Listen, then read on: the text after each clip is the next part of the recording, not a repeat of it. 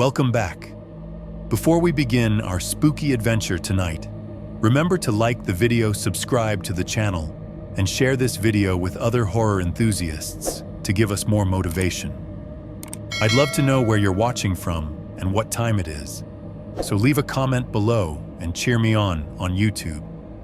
1.1 Normal life, the hunger for quiet.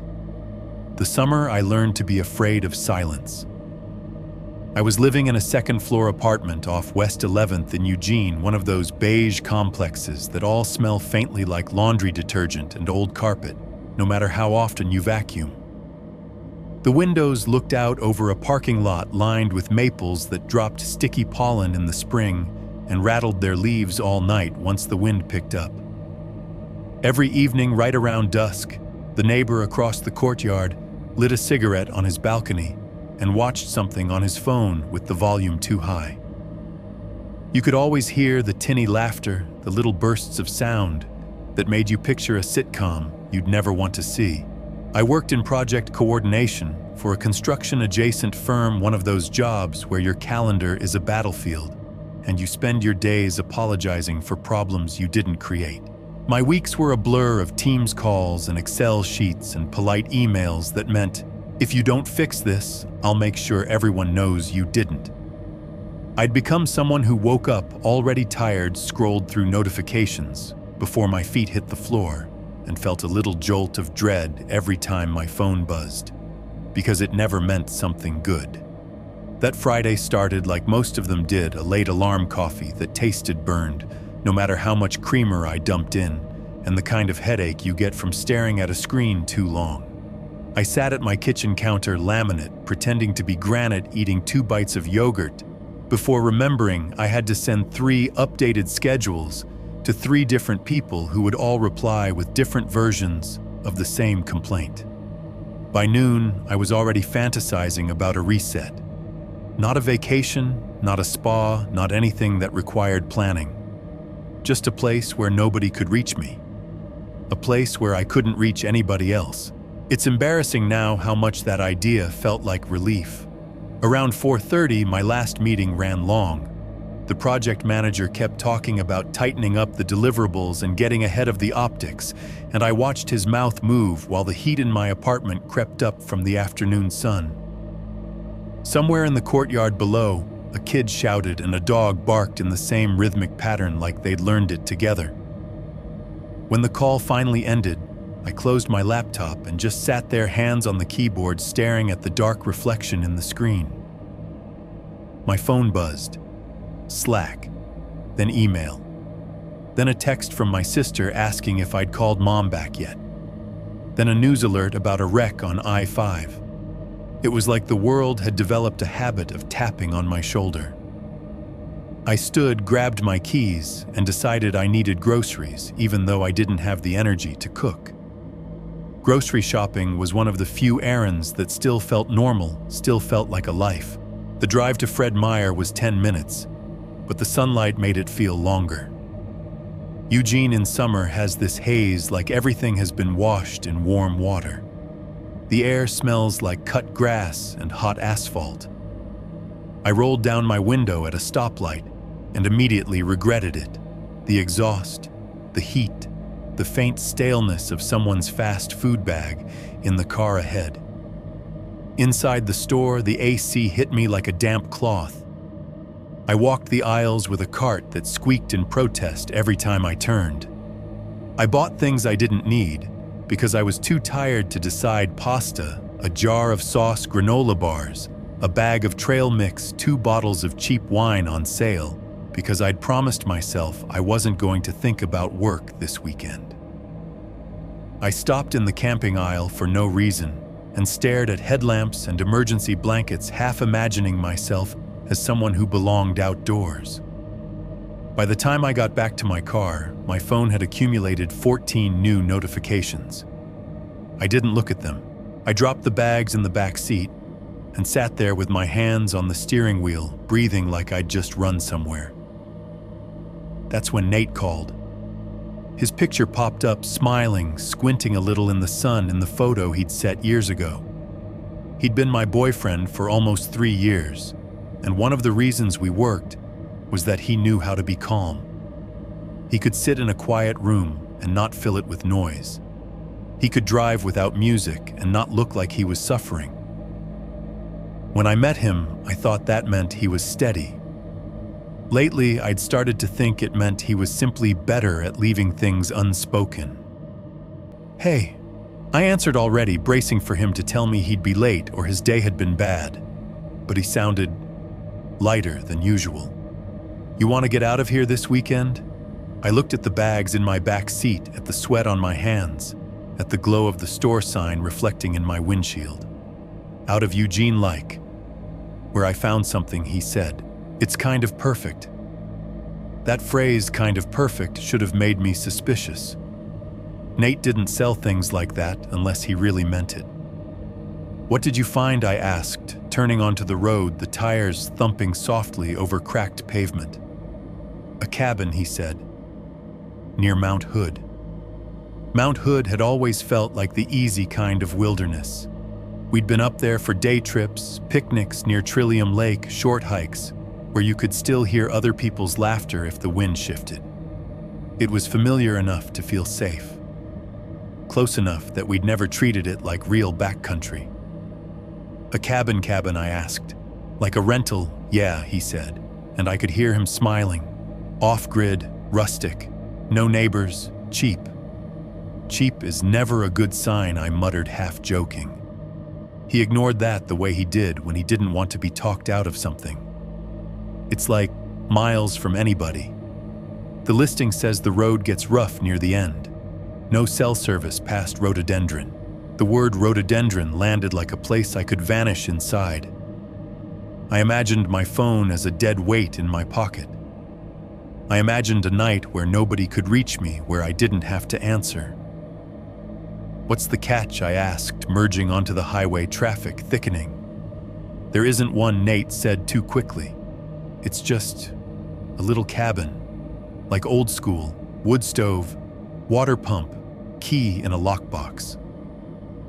I kept my eyes on the road. Cars crawled toward the on-ramp for I-5 like insects. The sun was low enough that it hit every windshield at just the wrong angle. "Send me the link," I said. He texted it while I was stopped behind a line of brake lights. When I opened it, it was exactly what he'd said, a sparse page with a handful of photos that looked like they'd been taken in bad light and then blurred slightly, either accidentally or on purpose. A cabin exterior, a rough table, a stove, no people, no host face, no smiling couple holding mugs and flannel. Just the cabin and the trees and the implication that the rest of the world didn't exist out there. The price was low enough to make me uneasy. Not suspiciously low, just low in the way that makes you think maybe nobody wants it. The host name was a single first name, Mark. No last name, no profile picture, no bio. There was a line under the listing that read off-grid / no power / no cell service / no refunds. And then at the very bottom, a newer looking note that stood out because it was written in a different font size than the rest of the listing, like it had been added later keys in lockbox. "Do not call after dark." I stared at that for a second too long. "Nate," I said, still watching traffic crawl. "It says don't call after dark." He laughed. "That's probably just the owner being cranky. Or being out of service," I said, trying to keep my tone casual. "Or, I don't know. Becca," he said. And my name in his mouth always had this soft edge, like he was taking my anxiety and wrapping it in something gentler. "We want to unplug, right? This is unplugging." I could hear myself rationalizing before I even decided to. Off-grid people are weird. Old cabins have weird rules. It's probably fine. I'd said versions of that sentence my whole life about things I didn't understand. By the time I got home, I'd convinced myself that the unease was just the normal fear of doing something impulsive, something different. Nate drove over around 6. He brought his laptop and we sat on my couch, the one with the cushion that always sank in the middle, and booked it without thinking too hard. The confirmation email came through instantly. It was short and oddly formal, like a message from a company rather than a person. Your reservation is confirmed. Then, after a line break, directions attached. Print if possible. GPS will fail after rhododendron. Another break. Important, do not move the orange cord. Do not use the back trail. Leave by sunrise. I read it twice, feeling the skin on my arms go tight. Nate leaned in, scrolling. Orange cord. Why would you have to tell someone not to move a cord? I asked. I tried to smile, but it didn't fully happen. Maybe it's part of the pump, Nate said. Or like a boundary marker. People do weird DIY stuff. And leave by sunrise, I said. That's specific? Nate shrugged like it was nothing. Could be wildlife. Could be because the road gets tricky in the afternoon. Could be because the owner wants a buffer between renters. He said it with so much confidence that I almost believed him. But the email had a tone that stuck to me. It didn't sound like a friendly warning. It sounded like a rule. I clicked on the directions attachment. It was a plain PDF black text on white, like something typed and printed years ago. Do not follow GPS after government camp. Turn right at the faded wooden sign. Park at the old growth stand. Walk the last 50 yards. Lockbox is on the left post. It didn't say please. It didn't say thank you. It didn't say have a great stay. It read like instructions you'd leave for someone delivering something or retrieving something. Nate didn't seem bothered.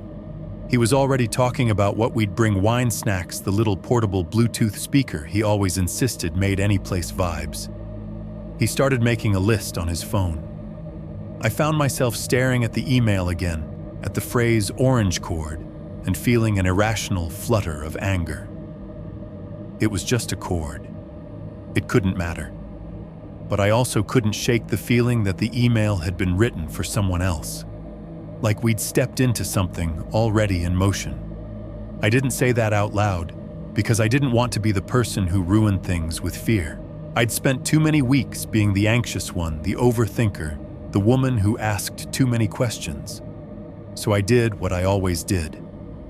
I prepared.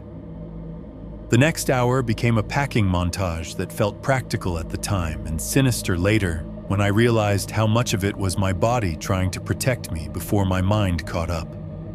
Headlamps, one each, plus extra batteries. A lighter and then another lighter because lighters fail. Matches in a plastic bag. A small first aid kit I'd bought at Target months ago and never opened. Band-Aids, ibuprofen, antiseptic wipes. A cooler with ice, granola bars, trail mix, 2 bottles of wine, and then a third because Nate grabbed it and winked like this was going to be romantic.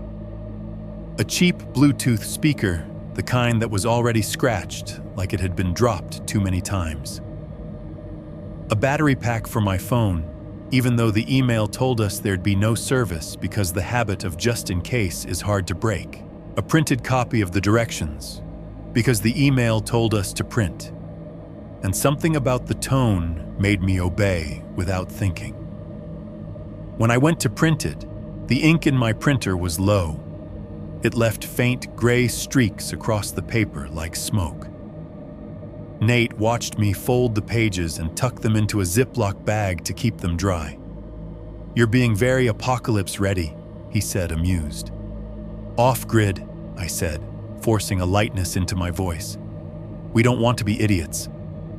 He stepped closer and kissed my temple. "We're going to be fine. It'll be good for us. Good for us." That phrase hit something soft in my chest. I wanted it to be true. I wanted the cabin to be an answer, a reset, a pause button. I wanted a place where nothing could touch us. When Nate left that night, I stood at my window watching his taillights disappear through the courtyard. The neighbor's balcony cigarette glowed red in the dark. Somewhere a car door slammed. Somewhere else a dog barked. Normal noises, comforting noises.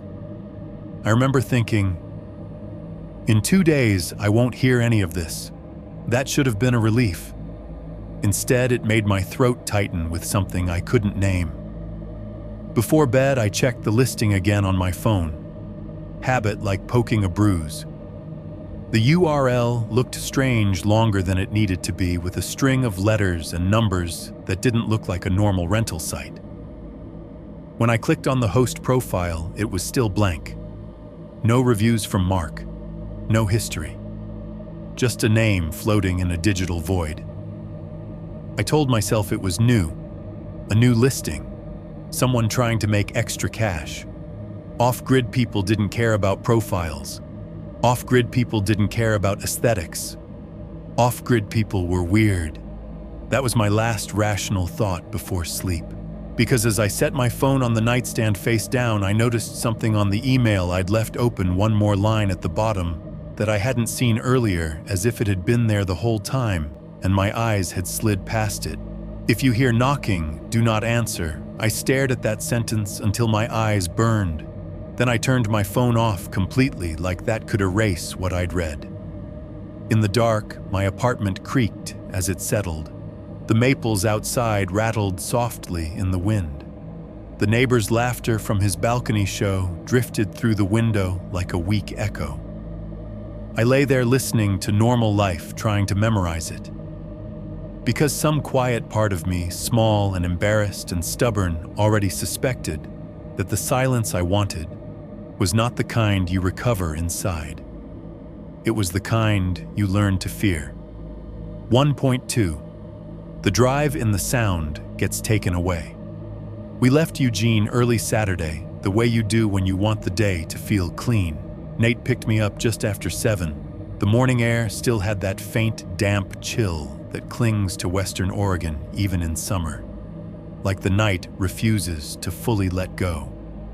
I climbed into his Subaru with a travel mug of gas station coffee in one hand and a bag of ice in the other, and the smell of both burnt espresso and cold plastic felt weirdly comforting. Normal. Ordinary. Nate had already loaded most of our stuff, the cooler, the duffel with blankets, the tote of food, my first aid kit that I'd packed like we were going to war instead of a cabin. He'd even brought his cheap Bluetooth speaker and wedged it between the seats like a mascot. "You ready to disappear for 48 hours?" he asked, grinning. I wanted to say yes the way people say yes in movies. Carefree, excited, hungry for adventure. Instead, I heard myself answer with something smaller. "Yeah," I said. "I'm ready to not hear my phone." He laughed and pulled out of the lot. The tires rolled over the painted speed bumps, and for a few minutes, Eugene looked like it always did. Sleepy streets, coffee shops opening, joggers with earbuds, the same familiar green of trees lining the sidewalks. The first hour felt easy.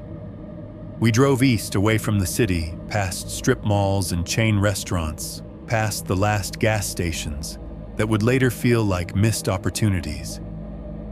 Nate put music on something upbeat and forgettable, and drummed his fingers on the wheel like the weekend had already fixed him. I watched the landscape change.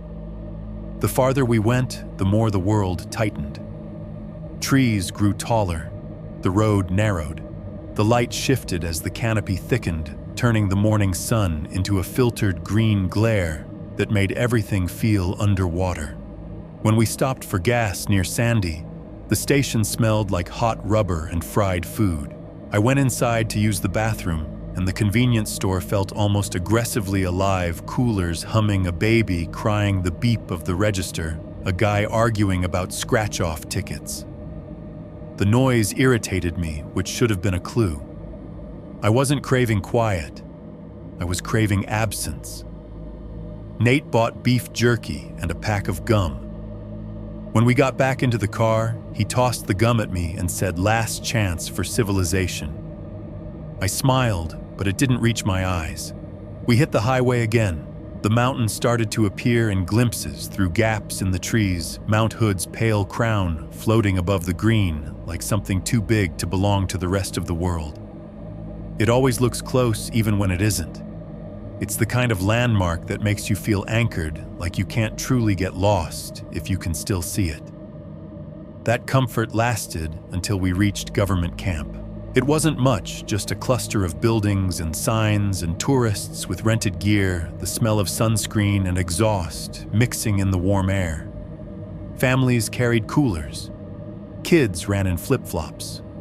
People took photos like the forest was a themed attraction.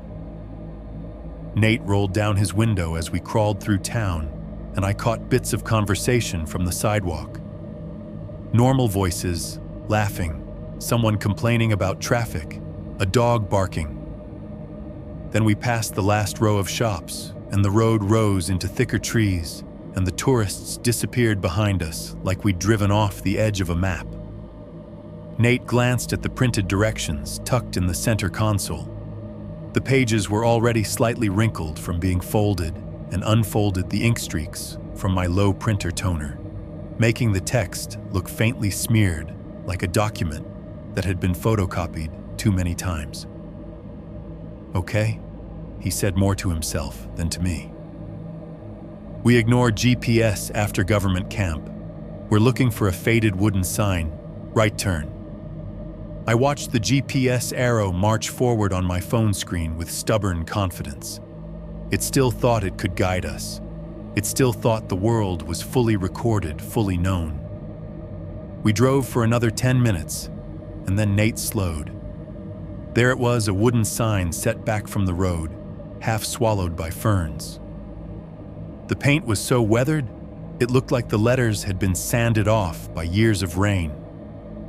Only a few ghost strokes remained enough to hint at words that no longer mattered. Nate's turn signal clicked. We turned right. The pavement ended almost immediately. The car bumped onto dirt and gravel. The ride changed from smooth to jittery, every rock pinging the undercarriage like small, impatient knocks. Branches leaned in closer, brushing the windows with a soft squeal. The path narrowed into a corridor of green. Ferns and salal crowded the edges like spectators. "This is the part where a horror movie would tell us to turn back," Nate said lightly.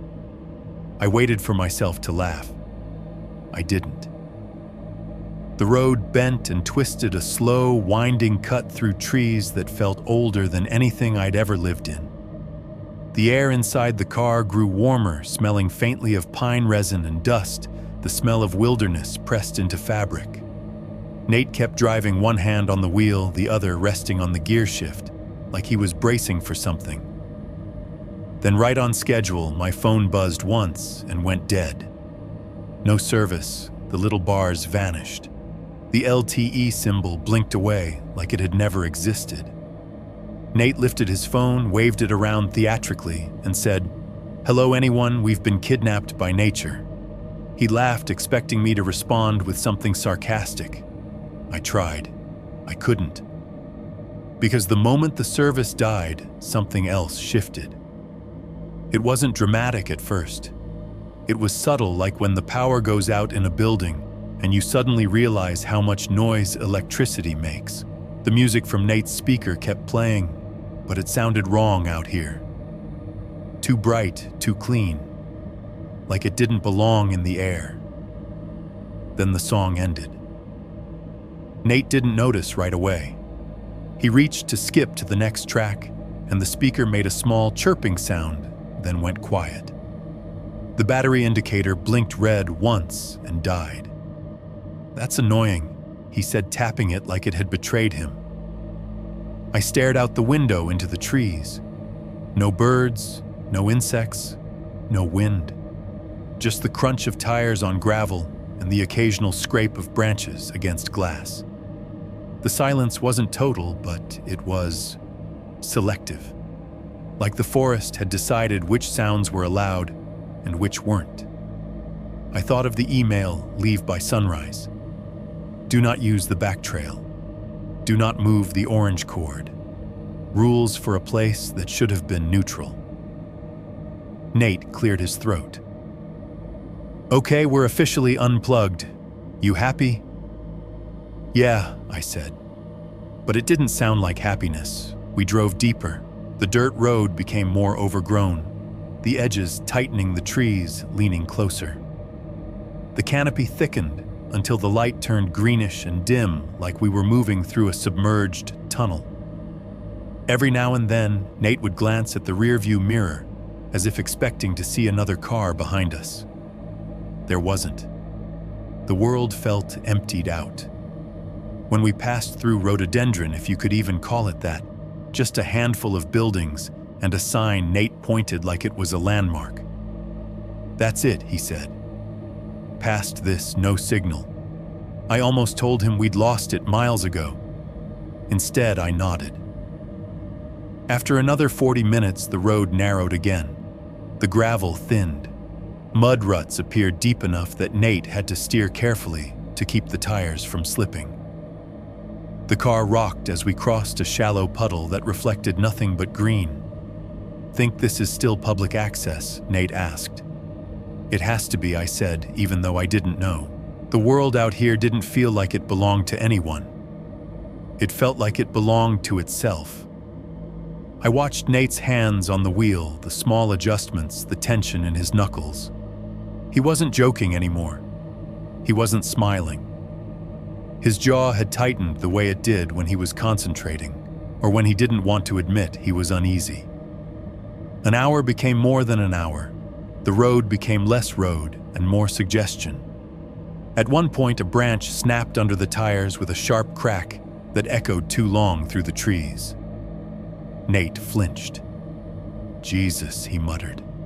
I looked at him. He pretended he hadn't. Then the GPS screen, still glowing uselessly on the dashboard mount, froze. The arrow stopped moving. The map grayed out. The phone tried to recalibrate and failed, spinning its little circle like it was lost inside itself. Nate exhaled through his nose. "Okay. Directions it is." He pulled the printed pages out of the console and held them up like a sacred text. "Park at the old growth stand. Walk the last 50 yards. We crept forward, scanning the trees. The forest looked the same in every direction, trunks like pillars, ferns like green lace moss clinging to everything with a wet persistence. If there was an old growth stand, it didn't announce itself. Then Nate slowed abruptly. "There," he said, pointing. At first I didn't see it. Then my eyes adjusted and I realized what he meant. The trees on either side of the road changed. The trunks thickened wider than anything we'd passed. The bark was rougher, darker, ridged like old scars.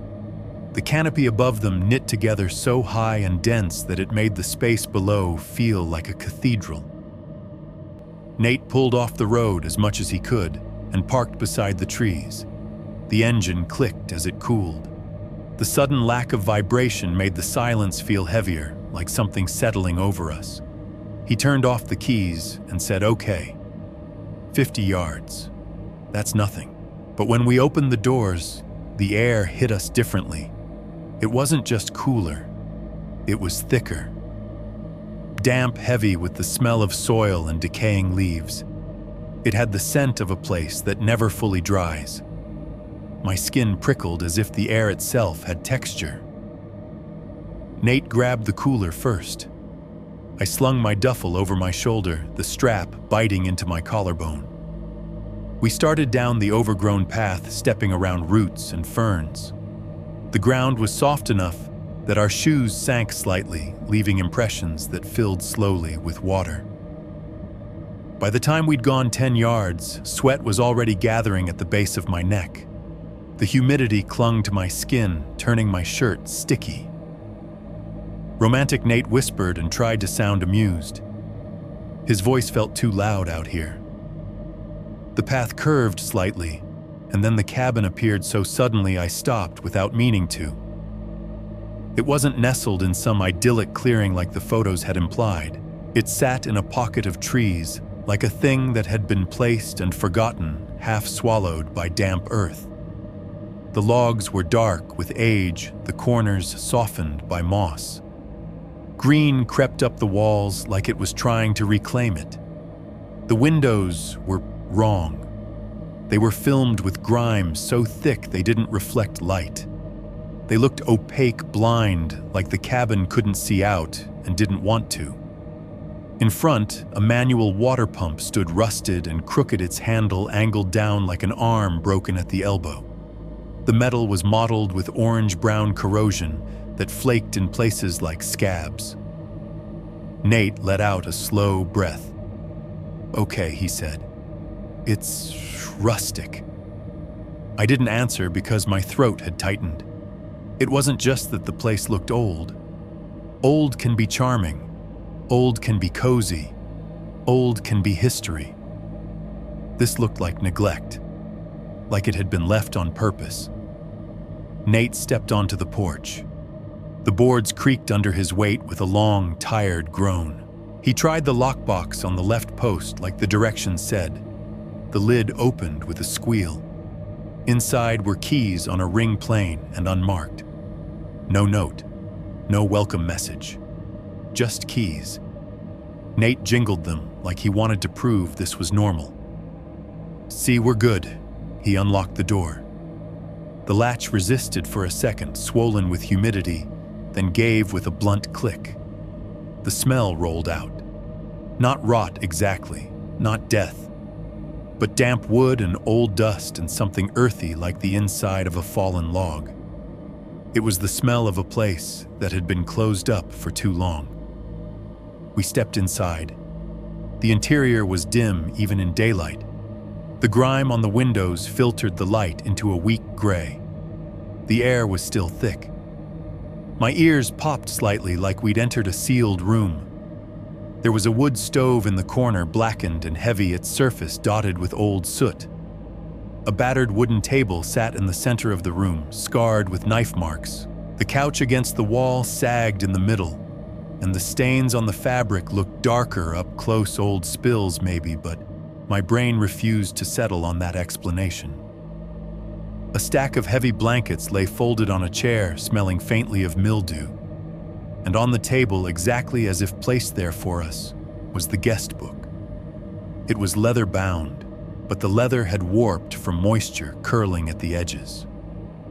Mold freckled the corners. The pages were swollen and yellowed, stuck slightly together, like they'd absorbed years of damp air. Nate set the cooler down with a dull thud. He took a quick look around and forced a smile. "Cozy enough," he said, but his voice wavered on the last word.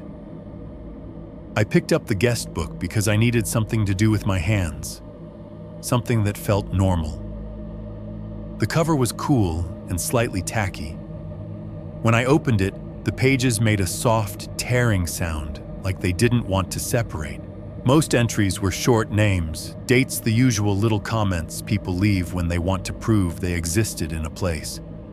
Then the handwriting changed. The last entry was dated July 1991. No year after that. No note about renovations, no back next summer, no modern pen marks. Just one line written neatly and firmly, like someone who wanted their words to last. "Enjoy your stay.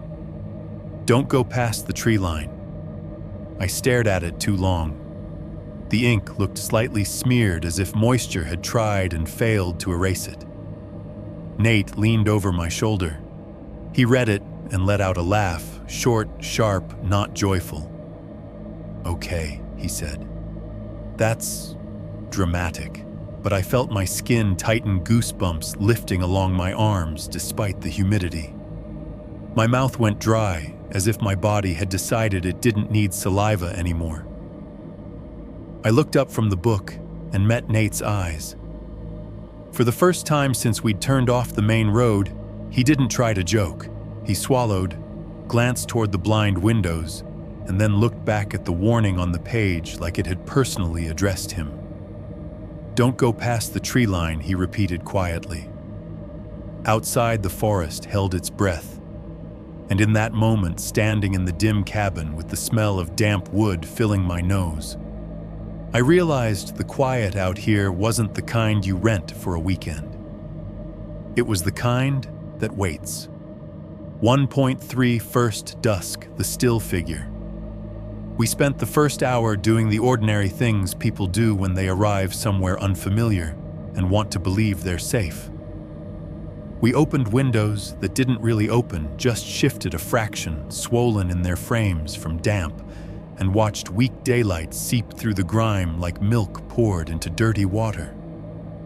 Nate swept the cabin with his headlamp, even though it was still bright outside, playing at being prepared. I wiped down the table with a paper towel that immediately turned gray. We unpacked groceries, stacked canned food in a neat row, like we were moving in, not visiting. The place fought us in small ways. The air stayed heavy. The couch cushions exhaled dust when you pressed them. The floorboards gave underfoot with a slow, tired flex, as if the cabin had learned to complain in a language made of wood. When Nate tried the water pump outside, it answered with a metallic squeal and a hollow thump like it hadn't been touched in years. He worked the handle until his shoulders rose and fell with effort.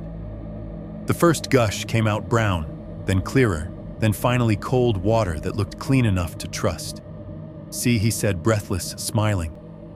"It's just old. Just old. Just rustic. Just off-grid."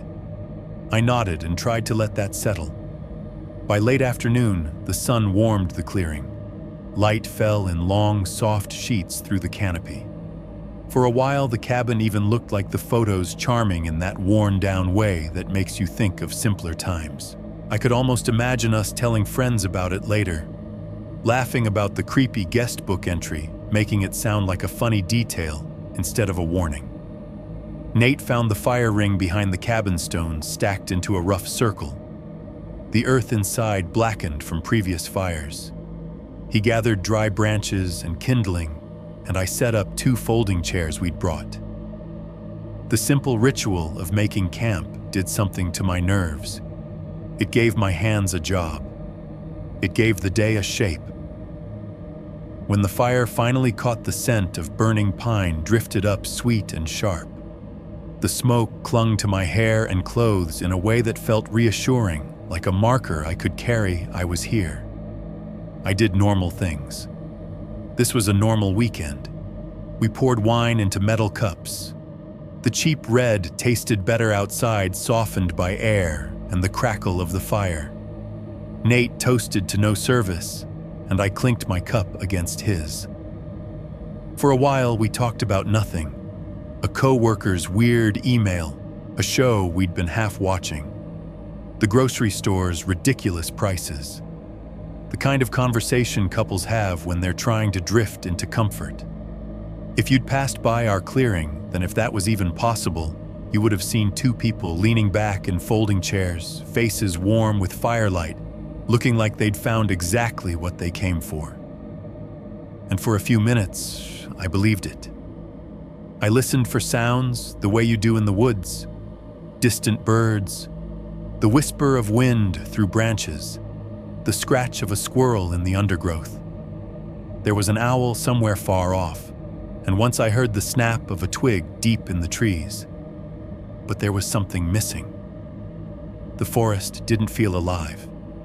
It felt held back, like a room where everyone goes quiet when the principal walks in. As the sun began to sink, the light changed in a way I hadn't expected. It didn't fade gradually. It thickened. It congealed into a twilight blue that made the trees look taller and closer. Shadows stretched out across the clearing like slow fingers. The tree line, what had been just the beginning of the woods, turned into a boundary. A hard edge. A wall. Nate noticed it too. He stopped mid-sentence and stared into the trees, his wine cup hovering near his mouth. What I asked following his gaze. He didn't answer right away. His eyes narrowed slightly the way they did when he was trying to make sense of something at a distance. His posture shifted, subtle but unmistakable, from relaxed to alert. "Someone's out there," he murmured. My stomach tightened, immediate and sharp. I leaned forward in my chair and looked toward the edge of the clearing. At first I saw nothing, just trunks and brush and the darkening gaps between them. Then my eyes found it. A figure stood just beyond the tree line, half swallowed by the dimness. Too far away to make out a face. Too still to belong. It wasn't moving the way a person moves when they're standing outside. No shifting weight, no turning of the head, no small adjustments. It looked like it had been placed upright and left there. Watching. For a second, my brain tried to save me. It's a hiker. It's a hunter. It's someone who got turned around. But those explanations slid off the image like water off glass. Something in me refused them. The figure wasn't behaving like a lost person. It was behaving like a landmark. I realized I was holding my breath. Nate stood up slowly, careful not to knock his chair over. The fire popped and sent a curl of sparks into the air. "Hey," he called loud enough that his voice felt wrong in the thickening quiet. "You okay?" No answer. The figure didn't move. A cold sweat gathered under my arms. I waved, cautious, almost embarrassed at how small the gesture was. "Hi." I called, my voice thinner than I intended. Still nothing. Nate shifted, and I saw him reach into his jacket pocket and pull out his flashlight. He'd brought it out just in case, like everything else. His fingers fumbled slightly on the switch. The beam snapped on. A bright, clean cone of light cut across the clearing and stabbed into the tree line. For a split second, my heart lifted because I expected the light to prove something. I expected it to reveal a person, a jacket, a face, a normal explanation. Instead, it revealed empty brush, branches, fern fronds shaking faintly, nothing else. The figure was gone. Not retreating, not ducking behind a tree. Gone like a file deleted from a screen. Nate swept the light back and forth in quick, frantic arcs. The beam caught trunks, bark moss, the pale shine of a spiderweb. It found no human shape. "What the hell?" he muttered. I stood too, moving closer to him, without thinking, like proximity could do something. My pulse was loud in my ears. "You saw it?" I whispered. "Yeah," Nate said, but his voice had lost its confidence. "I saw something." He kept the flashlight pointed toward the trees, as if he expected the figure to reappear on command. It didn't. The silence pressed in. The fire cracked and hissed suddenly, too loud, too exposed.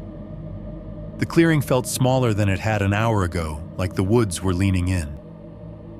Nate lowered the flashlight and looked at me. His face had gone pale in the shifting light. "Probably a person messing with us," he said, but it sounded like he was trying to convince himself. Why, I asked. "We're miles from anyone." He didn't have an answer that fit. We stood there another minute, staring into the edge of the trees, like we could force the world to behave normally again. The light continued to drain from the sky. The shadows deepened. I realized my hands were shaking so hard, the wine sloshed in my cup. "Let's go inside," I said. Nate hesitated, eyes still locked on the tree line. Then he nodded, once short and sharp. We went inside and locked the door. The lock felt flimsy, the click too small to mean anything. Nate pulled the heavy chair from the table and wedged it under the doorknob anyway.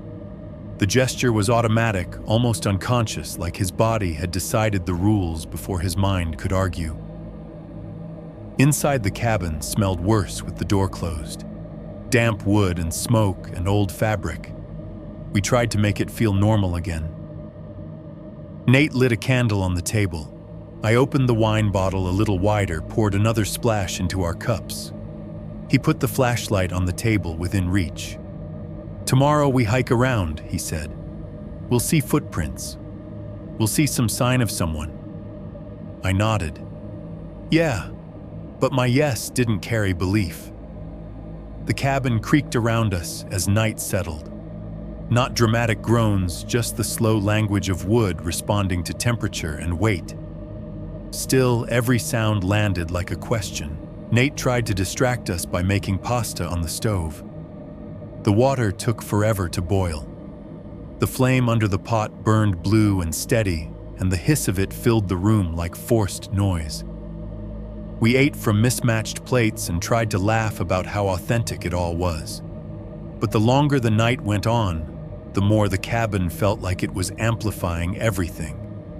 The scrape of a fork against ceramic, the soft thud of my cup on the table, our breathing when we paused between sentences. At some point, I realized we were both talking less. Not consciously, just tapering off, letting silence occupy more space. Around 10, Nate said we should sleep. We brushed our teeth with bottled water because neither of us wanted to go outside in the dark. The headlamps cast narrow tunnels of light that made every corner of the cabin look like it was hiding something. When we climbed into bed, the sheets felt slightly damp, like they'd been stored too long in a place that never dries. Nate lay on his back, staring at the ceiling. I lay on my side, facing him, watching his face in the dim. "You think it was..." I started. "I don't know," he said quickly. It was probably nothing, but he didn't roll over. He didn't close his eyes. The candle burned down and went out. Darkness filled the cabin completely. For a while, the only sound was the soft settling of the building and the distant occasional sigh of wind through the trees. I told myself to sleep. I told myself daylight would fix it. Daylight always fixes things. My body didn't believe me. Time passed in a way that felt thick and slow. I drifted in and out of shallow half-sleep, jerking awake at every creak. Once I thought I heard something outside, soft footsteps in the dirt. But when I held my breath to listen, there was nothing but the empty night. Then it happened. One clean knock. Not a series, not a scratching, not the random tap of a branch moving in wind, just a single deliberate knock against the cabin wall, sharp enough to cut through everything. My eyes flew open. Beside me, Nate went rigid. I could feel it through the mattress, the sudden tension in his body, the way his breath stopped. For a few seconds, neither of us moved. Even the cabin seemed to pause as if it were listening too. I waited for a second knock. It didn't come. That was worse. My mind tried to find explanations. A pine cone falling, the house settling, a raccoon, something harmless. But the sound had been too precise, too placed. Nate's hand slid under the pillow, finding the flashlight. I reached for his wrist and held it, not hard, but enough to stop him. The gesture surprised me. It was instinct, not thought. He turned his head slightly toward me. I couldn't see his eyes, but I could feel him looking. In the dark, my voice came out as a whisper. "Don't," I breathed. He didn't argue. He didn't pull away. He just lay there stiff, listening, as if any movement would be an invitation. Minutes passed, maybe more. My heart thudded loud enough that I was sure it could be heard outside. The air felt thick. The night pressed against the walls. Eventually, Nate's breathing started again, slow and controlled. Mine did too. But something had changed. The knock didn't need to repeat itself. It had done what it came to do. It had made us aware of how thin the barrier really was. I lay awake for the rest of the night, counting the creaks and pops of the cabin's wood like they were seconds on a clock. At some point, I realized something else. Something small and humiliating and true. Nate and I weren't speaking normally anymore. We weren't choosing to be quiet. We were already whispering like the cabin had trained our voices down, without asking, like the dark outside could hear us better than we could hear ourselves. And when morning finally began to pale the blind windows, I understood that the quiet I'd wanted wasn't a vacation. It was a pressure. It was a hand over a mouth. And it had started to feel natural. 2.1 daylight lies morning should have fixed it. That's what I told myself when the first gray light seeped through the cabin's filthy windows and turned the darkness into something merely dim. I lay there for a long time listening to Nate breathe, pretending I was asleep, because if I opened my eyes too quickly, it would mean the night had really happened. It would mean the knock wasn't a dream, and the figure at the tree line wasn't my imagination doing what tired brains do. Eventually, the cold in the room forced us to move. The cabin didn't hold heat the way it looked like it should. Even in summer, the air inside stayed damp and chill, like the logs had absorbed decades of Oregon rain and were still sweating it out. Nate sat up first. He didn't say good morning. He didn't make a joke. He just rubbed his face with both hands, slow and hard, like he was trying to wipe away whatever had happened after dark. I followed him to the stove. The wood-burning stove looked harmless in daylight. It was just iron, just soot, just a utilitarian object that belonged in a picture of a rustic weekend getaway. Nate set a pot on it and started the fire the way he'd done the night before, methodical and quiet. I watched his hands, the familiar motions, and tried to let that normal rhythm pull me back into myself. Coffee on a cabin stove is never great. It's always too weak or too bitter, always tastes faintly of metal and smoke. But the smell of it, hot, sharp, alive, did something to me. It gave the room an anchor. It made the air feel less like a sealed container and more like a place where people could exist. When the coffee finally dripped through, Nate poured it into 2 enamel mugs we'd found in the cabinet. One had a faded deer painted on it. The other had a cracked rim. He handed me mine without looking up. We sat at the table in a thin stripe of sunlight that had managed to push through the grime and land on the wood like a spotlight.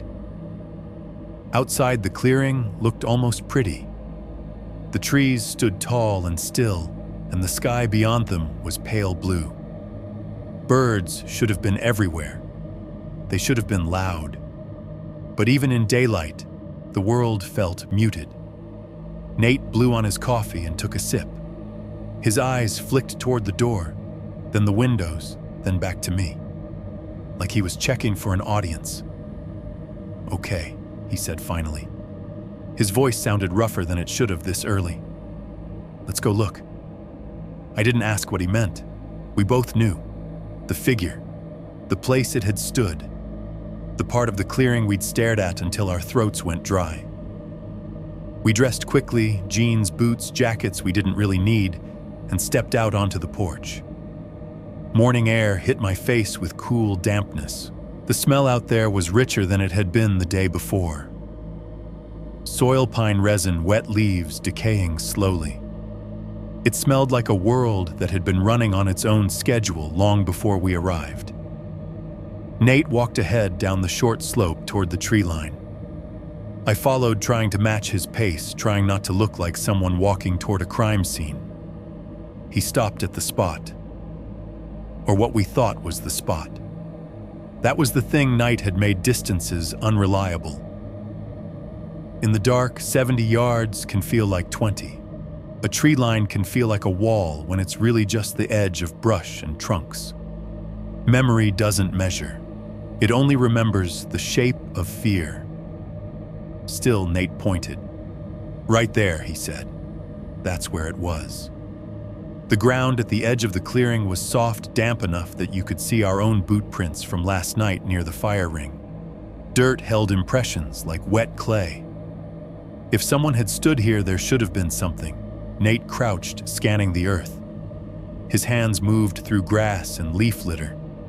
He leaned closer, his face inches from the ground like he was reading a map. He stayed like that for a full minute. Then he straightened and shook his head. "Nothing," he said quietly. "No footprints, no scuffs, no broken brush. My skin tightened again, goosebumps rising because that should have been reassuring. It should have meant no one was there. It should have made last night less real. Instead, it made it worse. Because I remembered how still the figure had been. I remembered the way it hadn't shifted its weight the way a person would. And now in daylight, there was no sign of it at all, as if the earth itself refused to admit it had been present. It could have been shadows, I said, because my brain needed to try. Or a deer, like standing weird. You know how a deer doesn't look like that Nate cut in. Not angry. Just certain. He stared into the trees with a focus that made his face seem older. And it doesn't disappear like that. I swallowed. My throat felt dry even after coffee. Maybe we were just tired, I tried again. We were stressed and it was dusk and Becca. He said my name like he was holding it steady. Like if he said it calmly enough, the world would be calm too. We both saw it. I nodded because lying to myself didn't work when someone else shared the memory. Nate started walking along the perimeter of the clearing. Not into the woods, just tracing the edge where the grass gave way to brush, where the light ended and the shadow began. He moved slowly, eyes scanning the ground, the trunks, the undergrowth. Like he was looking for an explanation. Like he was looking for permission to call it normal. I followed a few feet behind him.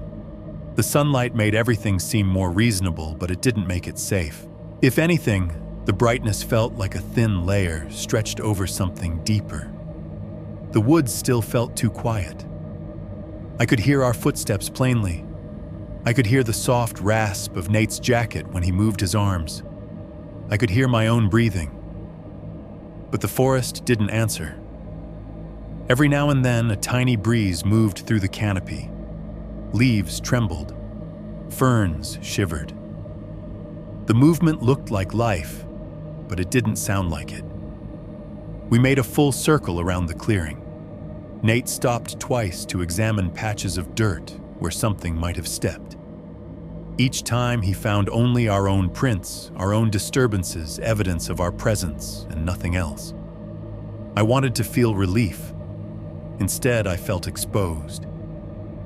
The idea settled into me slowly. The clearing held us, and the woods watched. We rounded the backside of the cabin where the earth dipped slightly, and the trees crowded closer.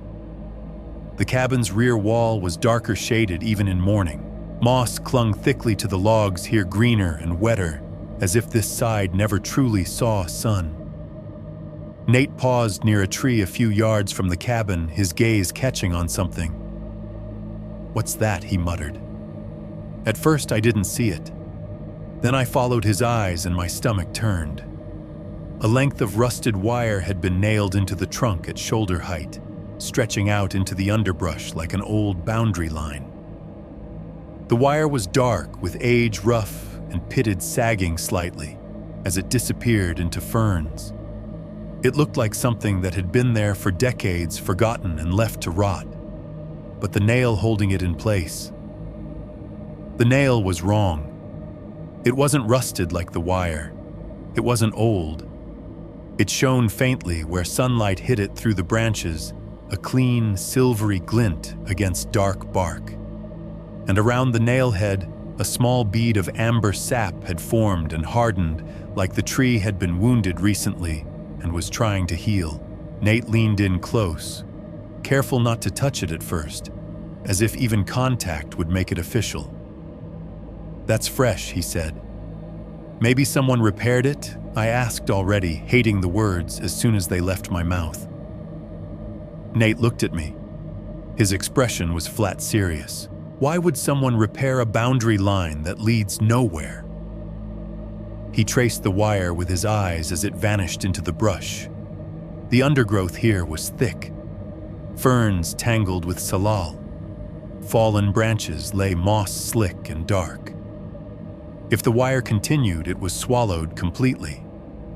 It didn't lead to a fence. It didn't mark a property edge in any useful way. It just went into the woods like an arrow pointing at something we weren't supposed to see, or something that didn't need to come out. Nate reached out slowly, then stopped himself.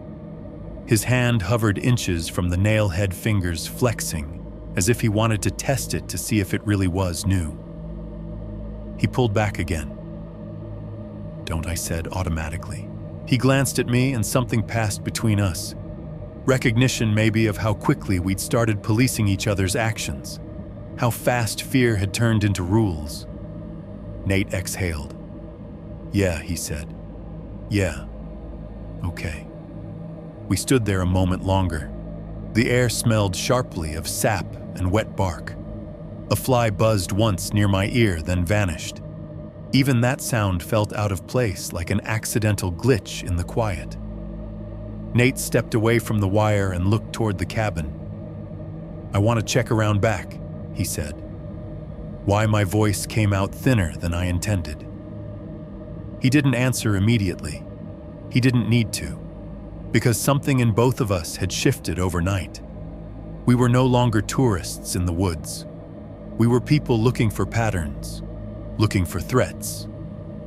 He walked toward the back door, if you could call it a back door.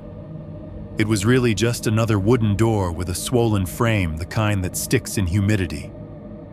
The porch boards back here were darker and damp, slightly warped. One of them had a long crack running through it, like a split lip. Nate stopped near the door frame and stared. I followed his gaze. There, looped around a nail driven into one of the cabin's rear logs, was an orange cord, bright enough to be impossible to miss. It was wrapped twice tight, the knot neat and deliberate. The color didn't look faded. It wasn't sun-bleached. It looked like it had been placed recently, and the brightness of it against the mossy logs made my eyes feel like they were burning. I didn't move closer. I couldn't. The email flashed in my mind in plain black letters, "Do not move the orange cord." Nate's face tightened. He didn't touch it. He didn't even step fully onto the porch. He just stared at it like it was a living thing. "It's just a cord," I whispered, but my body didn't agree with the words. My throat tightened around them like it didn't want to speak. Nate's jaw worked once, as if he was chewing on a thought. "Why would he even mention that?" he said quietly. "Unless people kept moving it, or unless..." I started, then stopped. Unless it mattered. Unless the cord wasn't about the cabin's maintenance. Unless the cord was part of a rule set, the kind of rule you give someone when you know they're going to be tempted. The kind of rule that exists because something happened before. Nate took a step back. His shoulders lifted slightly, then dropped as if he'd just avoided walking into a spider web. "We're not touching it," he said. His voice held something new. Not casual, not dismissive, not joking. A decision. I nodded too quickly. "Yeah. No." We stood there a moment longer, the orange cord glaring at us like an eye. I noticed the knot's tail end, the fibers slightly frayed, and the irrational thought crawled into my brain. What if it's frayed because someone pulled it recently? What if someone put it back?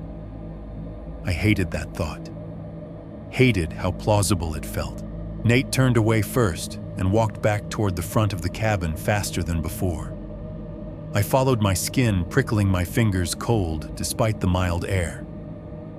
Inside the cabin felt different in daylight. Less monstrous, more pathetic. A place that had been abandoned and forgotten. But now I knew how easily daylight could lie. The sunlight through the grimy windows softened edges, hid stains, made the guest book look like a quirky relic instead of a warning. And still, every time the floorboard creaked, my heart jumped. Nate poured a little more coffee and drank it standing up, like he didn't want to settle.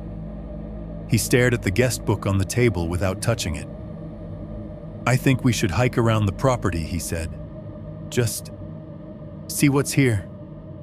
Like a perimeter, I said. Yeah. He hesitated, then added, like we're not trapped in one spot. The word trapped hung between us. We both heard it. We both pretended we didn't. We gathered small day packs, water snacks, headlamps, even though it was morning, because now headlamps felt like talismans. Nate clipped his flashlight to his belt. I tucked the printed directions into my pocket, like paper could save us if we got lost.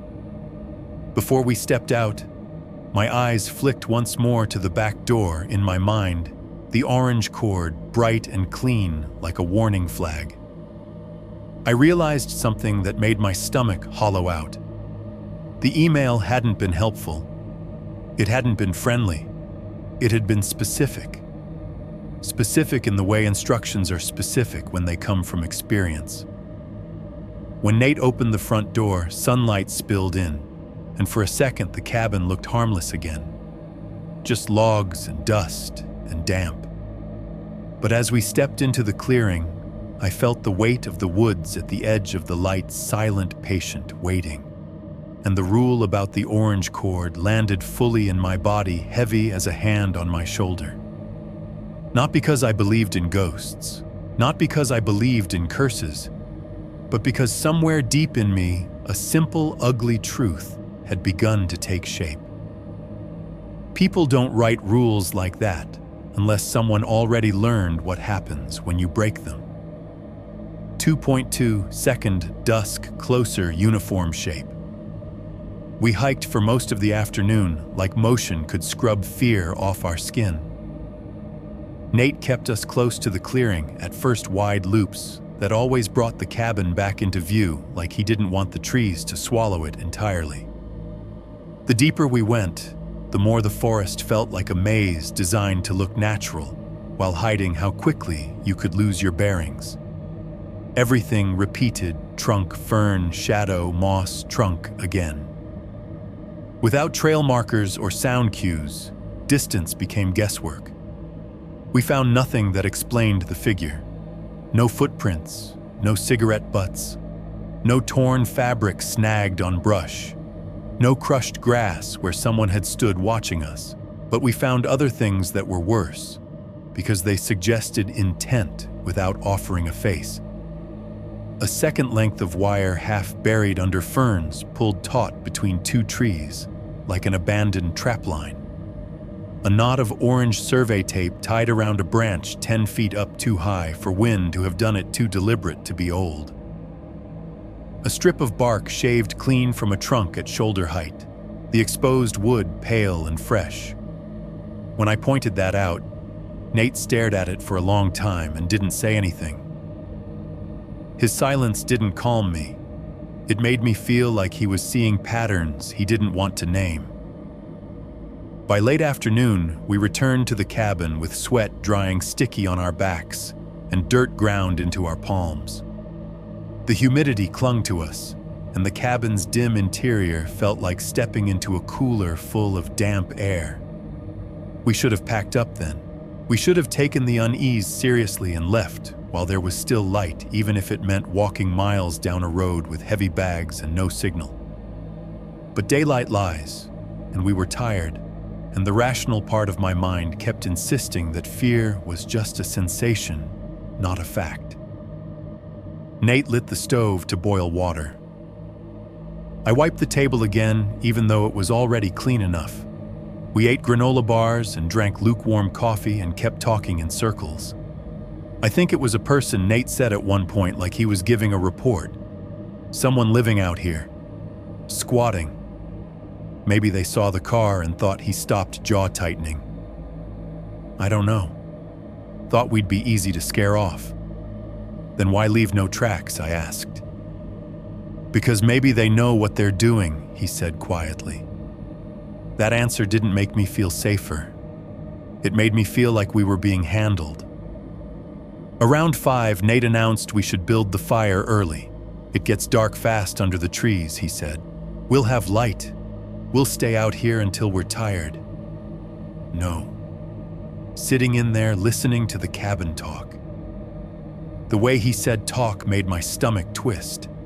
He meant the creaks, the settling, the little noises that felt too loud in the dark. But the words still landed like something else. We gathered wood the way people do when they're trying to feel capable. Nate broke larger branches against rocks.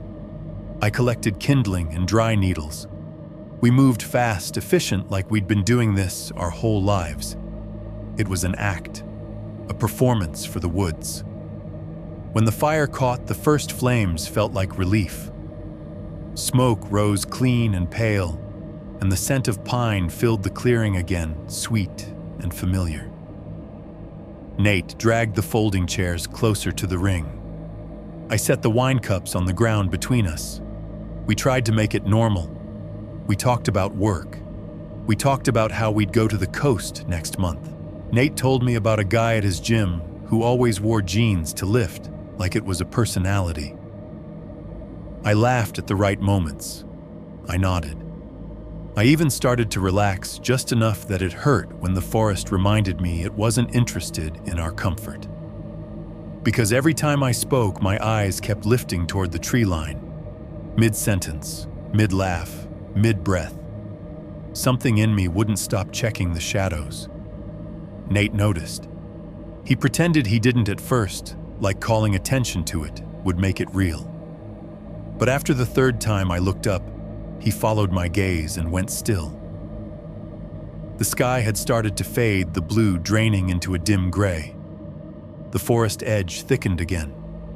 The same wall effect as if the trees were closing ranks. Nate cleared his throat. "Okay," he said lightly.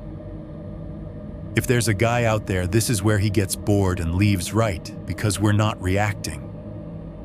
He was trying to joke the fear into submission. I opened my mouth to answer and stopped, because the figure was there. Not at the far edge like last night. Closer. It stood just beyond the tree line again, but now the distance felt measurable.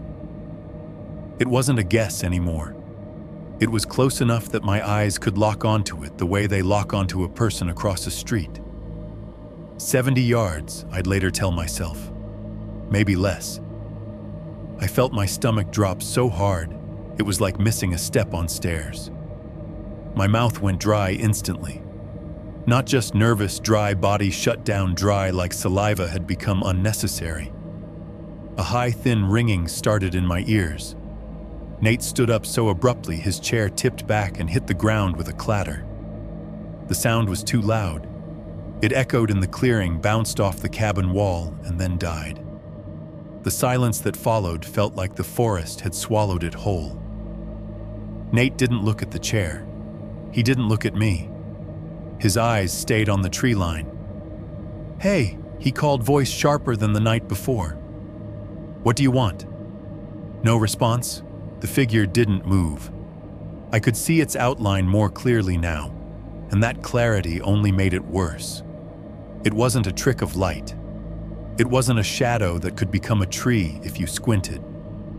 It stood the way a person stands when they mean to be seen, but it still didn't behave like a person. No shifting weight, no arms folding, no head tilt. Just rigid, upright stillness. Nate reached into his backpack and pulled out binoculars. His hands were steady, but his shoulders had lifted tense like he was bracing for impact. He raised the binoculars and stared. I watched his face change while he looked. His expression darkened in a slow, creeping way, as if each second of focus revealed something his brain didn't want to accept. He lowered the binoculars and swallowed hard. What I whispered. He didn't answer immediately. He looked at me with a strange, locked expression, as if he was deciding whether telling me would help or hurt. Then he held the binoculars out. I took them with hands that felt numb. The lenses were cold against my fingers. I raised them to my eyes and adjusted the focus, breath held so tight my chest hurt. The figure sharpened, and my brain did something ugly. It tried to label it, to pin it down with a familiar category. Uniform. Not a clean one, not modern, but something dark and structured like old fatigues or a ranger's jacket that had been worn hard and then left to rot. The shoulders looked squared. The posture was too straight, too formal.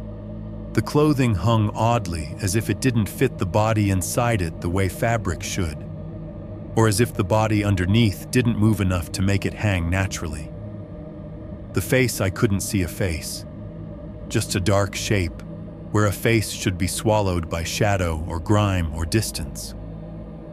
But the chest area, there was a pale square, like an old patch had been torn away, leaving lighter fabric underneath. I lowered the binoculars so fast the motion made me dizzy. My heart slammed against my ribs like it was trying to get out. "It's wearing something," I said, voice thin. Nate nodded once. "Yeah." Like I know he cut in, and the way he said it told me he'd already named it in his head. Ranger, authority, official. Something that shouldn't be here standing like that, watching us like we were the ones in the wrong. The figure didn't come closer. It didn't need to. It had done the same thing the night before, established itself as a presence, as certainty. It stood there while the light faded, and the longer it stayed, the more the clearing felt like a room we were trapped inside. Nate's voice dropped. "We leave at first light," he said. I nodded too quickly. "Yes." We didn't speak above a whisper after that, as if raising our voices would pull it nearer. We went through the motions of putting out the fire, though neither of us wanted to turn our backs to the tree line. Nate poured water on the flames while I watched the wood's eyes stinging from smoke and fear. The embers hissed and died. Darkness gathered fast. The figure remained. Only when we stepped onto the porch did it disappear, not by moving away, not by turning and walking into the trees, but by simply no longer being there when we looked. Like last night. Like a sentence cut off mid-word. Inside the cabin, Nate locked the door and wedged the chair beneath the knob again, harder this time, like violence could be prevented by furniture. He checked the windows, even though the latches were flimsy, and the grime made it impossible to see much.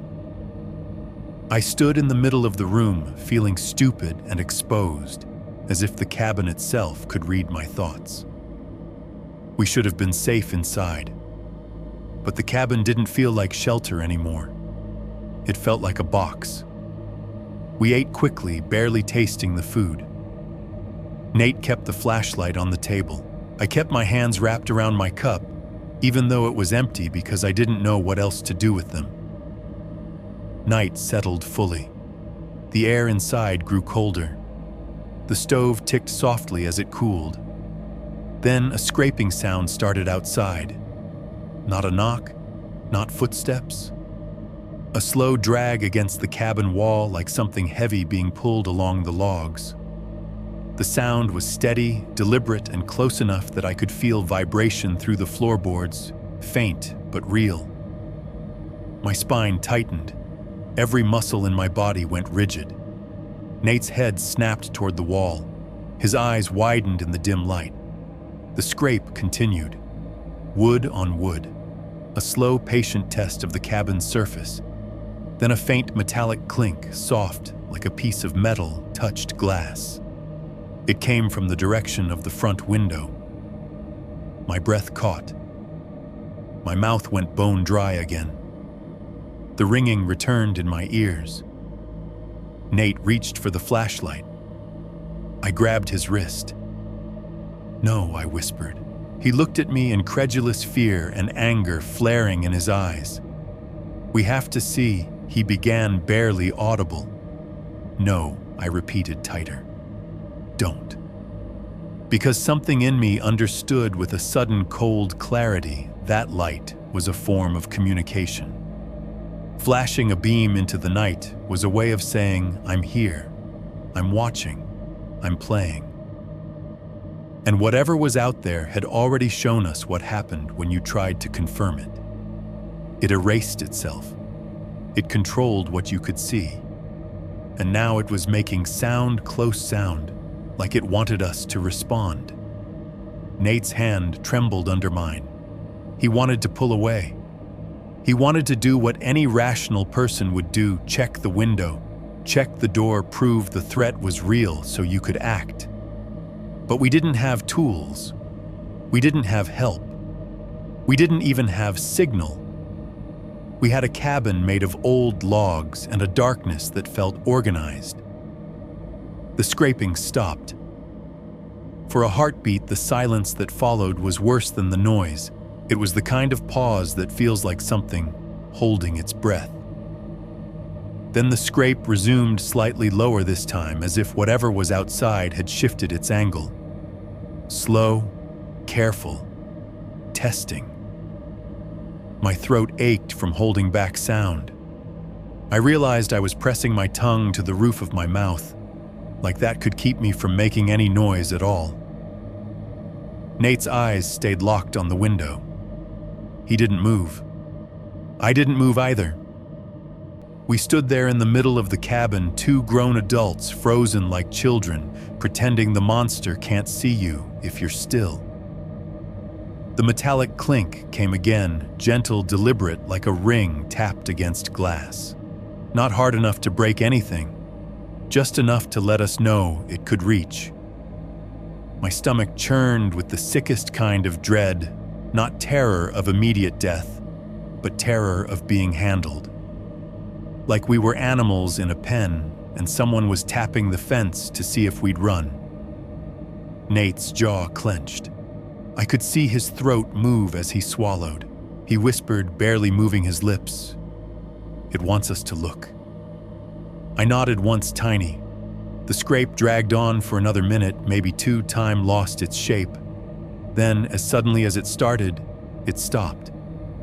No retreating footsteps, no fading into the distance, just absence, as if whatever had been there had simply decided it was done. Nate exhaled slowly, a controlled breath that sounded like pain. He leaned back against the table, and only then did I realize how hard my heart was pounding. My ribs hurt from it. We didn't speak for a long time. When we finally climbed into bed, we left the flashlight between us like a third body. Nate lay on his back, staring at the ceiling again. I lay on my side, facing the blind window, every nerve awake. And before sleep took either of us, if you could call it sleep, that thin drifting where you never fully let go, I understood something that made my skin crawl. We hadn't agreed on a plan. We hadn't said, if this happens, we do this. We hadn't even discussed whether to call out or defend ourselves. We'd simply obeyed. We'd learned the first rule without being told: don't react, don't look, don't give it what it's asking for. The cabin creaked softly around us as if approving the lesson. And somewhere beyond the tree line, in the place where sound kept vanishing, something stayed quiet on purpose, waiting to see if we'd keep being good. 2.3, the car won't start. We woke before the sun. Not because we'd planned it, not because we were disciplined campers eager to catch morning light. We woke because neither of us had ever really fallen asleep. The night had held us in a thin, ugly, half-state, eyes closed, ears open, bodies braced for the next sound. When the cabin finally began to lighten, it didn't feel like morning. It felt like a guard changing shifts. The dim gray seeped through the filthy windows and made the room visible in cruel detail, the couch stains darker than I remembered, the warped guest book sitting on the table like a quiet accusation, the chair still jammed under the doorknob like a child's attempt at protection. Nate sat up and looked at me. His face was drawn and pale, his eyes ringed with exhausted shadow. He didn't say anything at first. He just nodded once, a grim little motion that meant now. We didn't discuss it. We didn't weigh options. We didn't try to rationalize or make jokes. We were leaving. I swung my legs out of bed, and my feet hit the floorboards with a soft thud. The sound made me flinch. That's how tight my nerves were. Every noise still felt like a signal. Nate moved through the cabin with quiet urgency. He grabbed the flashlight, the keys, his backpack. I started stuffing things into my duffel with hands that shook just enough to make zippers feel difficult. We didn't make coffee. The thought of waiting for water to boil felt impossible. Waiting for anything felt like giving the woods time to decide what to do next. I shoved granola bars into my jacket pocket purely out of instinct. I grabbed the printed directions and tucked them into my bag, even though I knew the road back. Even though knowing didn't mean much out here. Nate hoisted the cooler. I grabbed the duffel.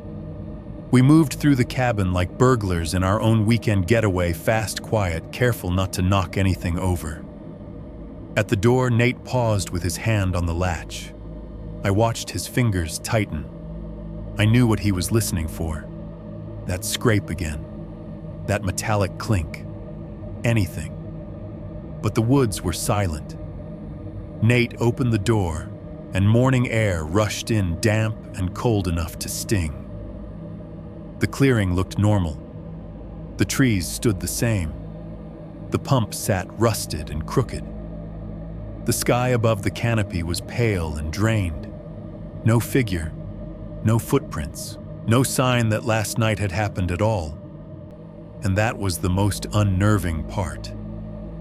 Nate stepped out first, scanning left and right, like he expected something to be waiting just out of sight.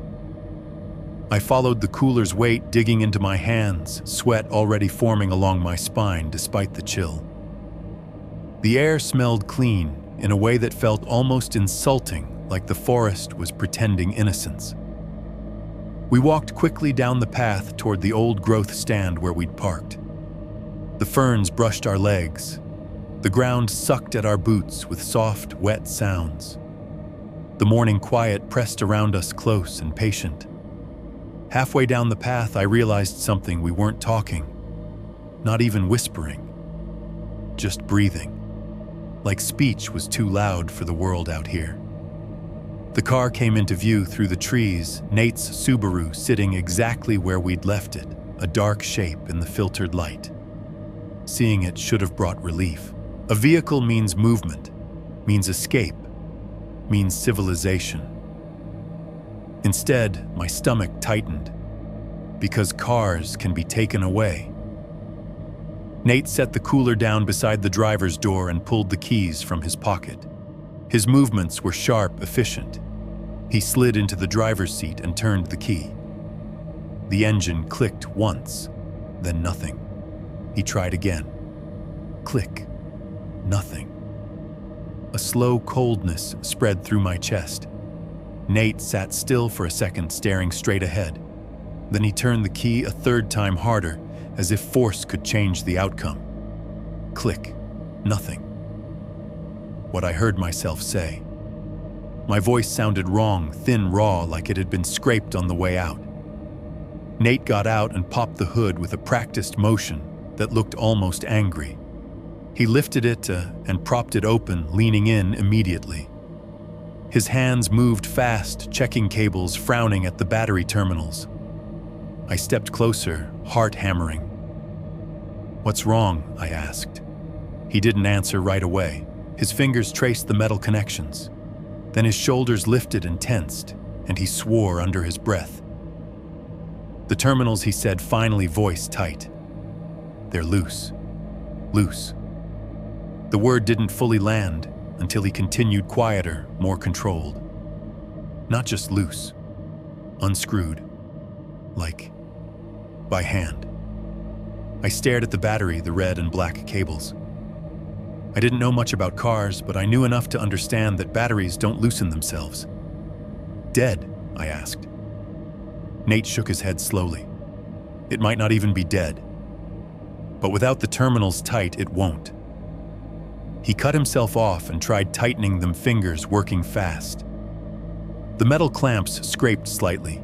He tightened, then tried the ignition again. Click. Nothing. He tried once more, and this time the car gave a faint sound, like the starter wanted to turn and couldn't. A weak, struggling cough. Then silence. Nate stared at the hood like he wanted to punch it. "It drained," he said.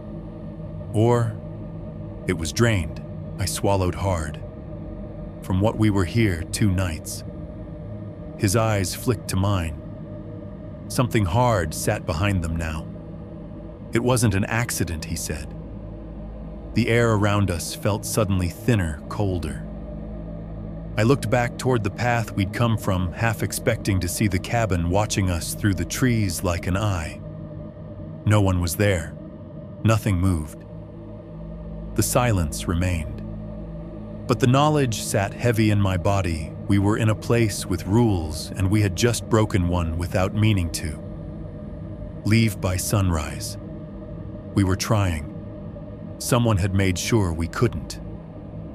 Nate slammed the hood down harder than necessary.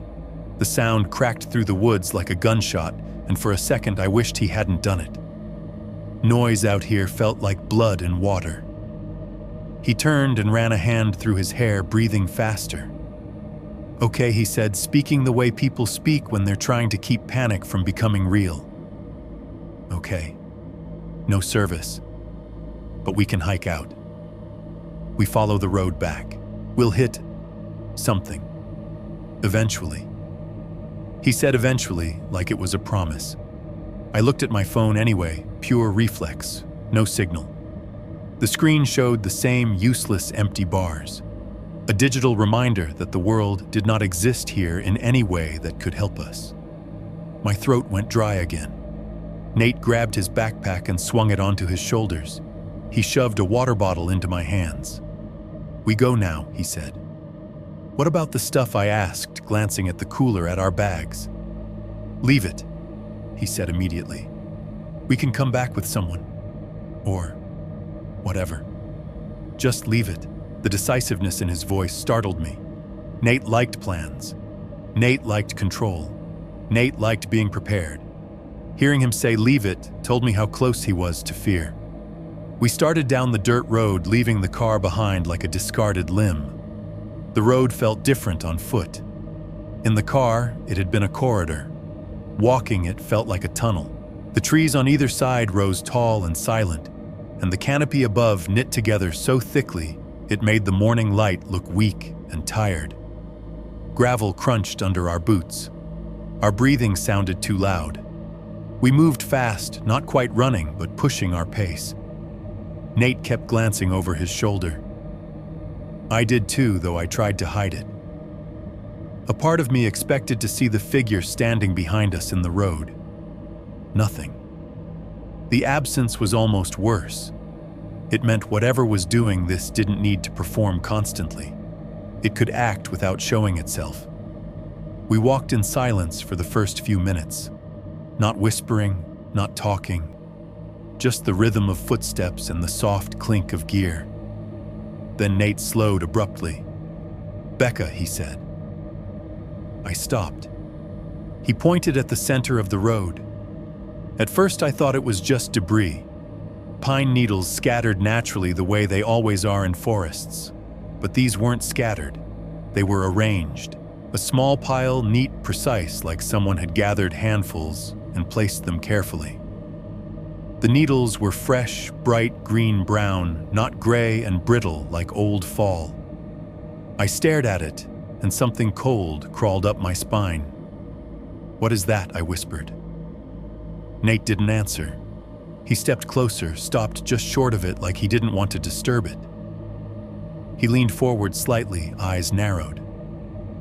"That's not natural," he said finally. It wasn't. The pile was too clean, too intentional. It sat in the middle of the road like a marker. Nate looked ahead down the road. We kept walking. 50 feet later, another pile sat in the center.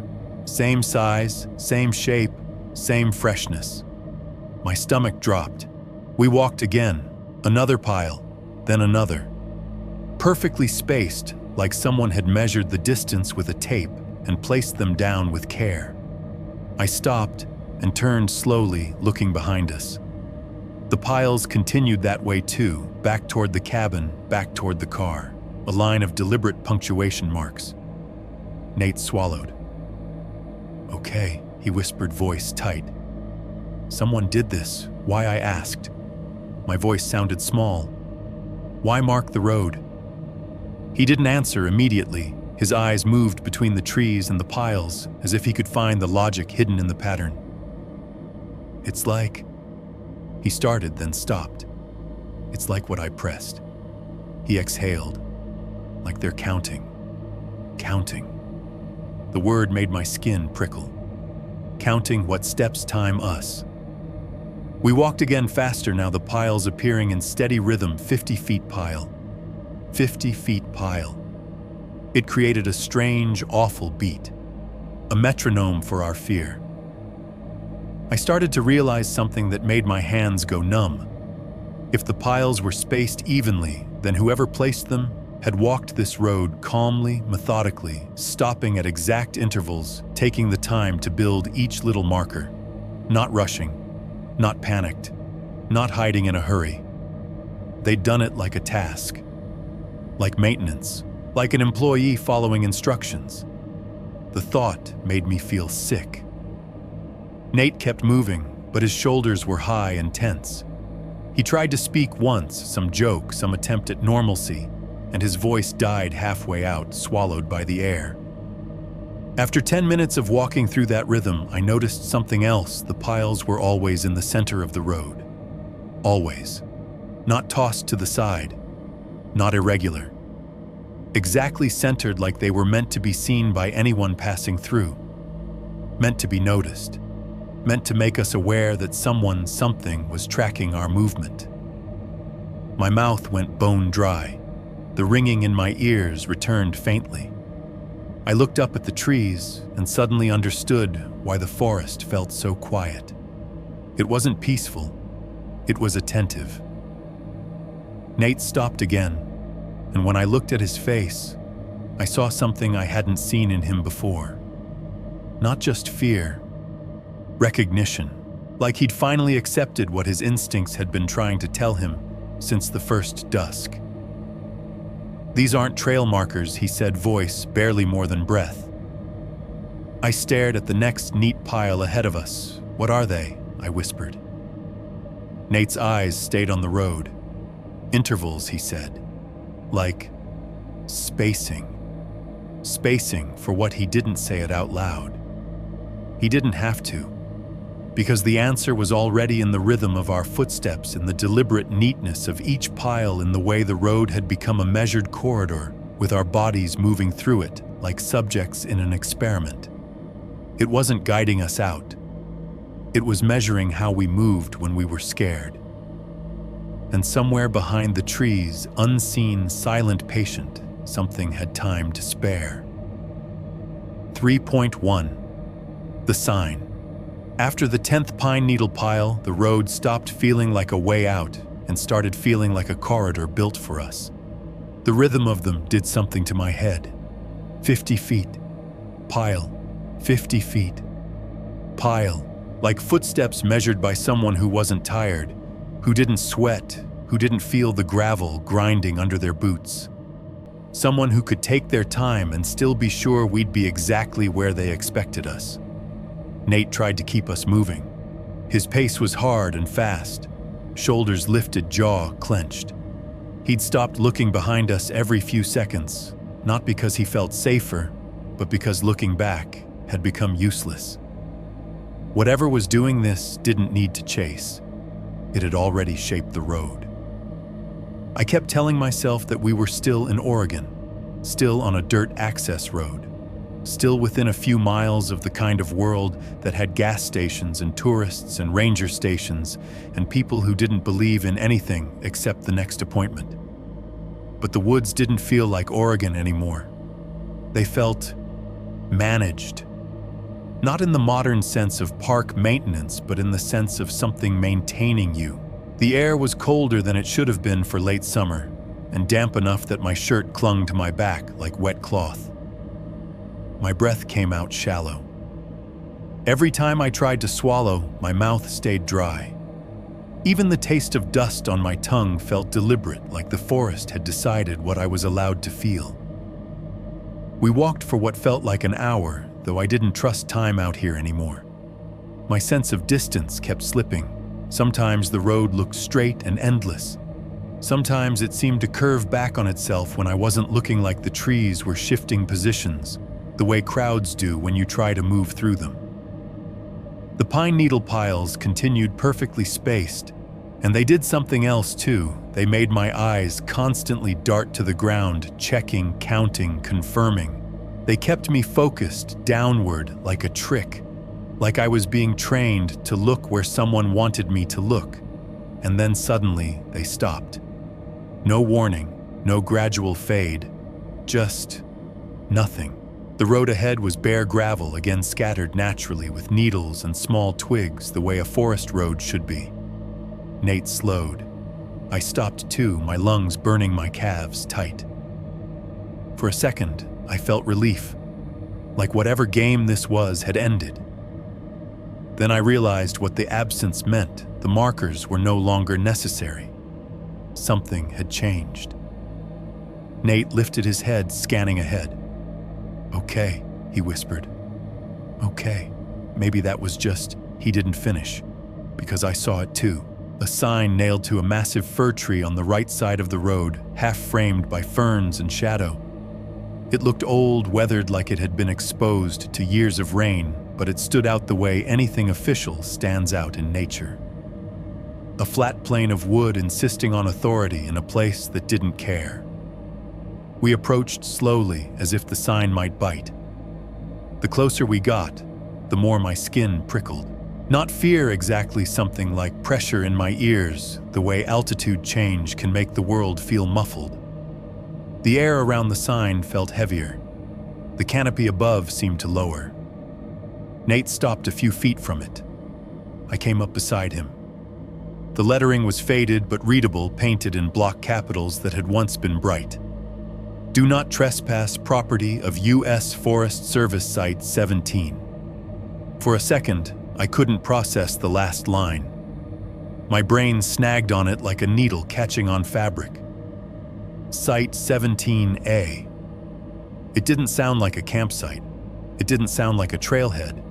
It sounded like an internal designation, something used in paperwork and reports and maps with fine print. Nate stared at it, his face going still in a way I recognized from the moment he'd looked through the binoculars the night before. That same creeping darkening of expression as he realized the world wasn't lining up the way it should.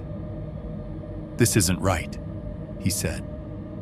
My throat felt tight. "What do you mean?" He lifted a hand and pointed to the bottom edge of the sign where the wood had split slightly from the nail. "This," he said, "this isn't a standard Forest Service marker." "How would you know?" I asked. The question came out sharper than I meant. Fear makes you cling to certainty wherever you can find it. Nate didn't look at me. He kept looking at the sign like it was a problem he could solve if he stared hard enough. "I used to hike with my uncle all the time," he said, voice low. "He did volunteer trail work. I've seen official signage. They have a format. They have site codes, sure, but..." He shook his head slowly. "Not like this." "What does it mean?" I whispered. Nate swallowed. "It means we're somewhere we're not supposed to be." The words hit my chest like a dull blow. I stared at the sign again. The wood was old, but the paint, some of it looked newer. The black letters were chipped, but there was still crispness at the edges, like they'd been repainted at some point. As if someone cared enough to keep the warning legible. As if the warning still mattered. The air around us felt wrong. I couldn't explain it without sounding insane, but it was real in my body. The sound of our breathing seemed muted, compressed. Even the gravel under my boots sounded softer, like it was being absorbed. I tested it without thinking, shifted my weight, scuffed my heel slightly. The crunch was dull. dampened. I looked up sharply, listening. The woods didn't answer. No birdsong, no insect buzz, no distant wind. Just a thick-held silence that made my own heartbeat feel like a loud, private secret. Nate reached into his pocket and pulled out his phone, held it up like it might suddenly show a map if he pleaded with it. No service. He tried the compass app anyway, because some part of him needed a tool, needed a sense of direction. The screen spun, recalibrating, then froze. He swore softly. I pulled the printed directions out of my bag with shaking hands, unfolded them on my thigh like it mattered. The paper trembled. I scanned the lines. Nothing about a sign, nothing about Site 17A, just the faded wooden sign near government camp, the old-growth stand the last 50 yards. The directions had brought us to the cabin. They offered no guidance out. Nate took the paper from me and read it, jaw clenched. "This sign isn't mentioned," he said. Maybe it's new, I offered, then hated myself for it. New meant recent. Recent meant someone put it here. Nate stared past the sign into the road ahead. The gravel continued narrowing slightly, bending into deeper trees.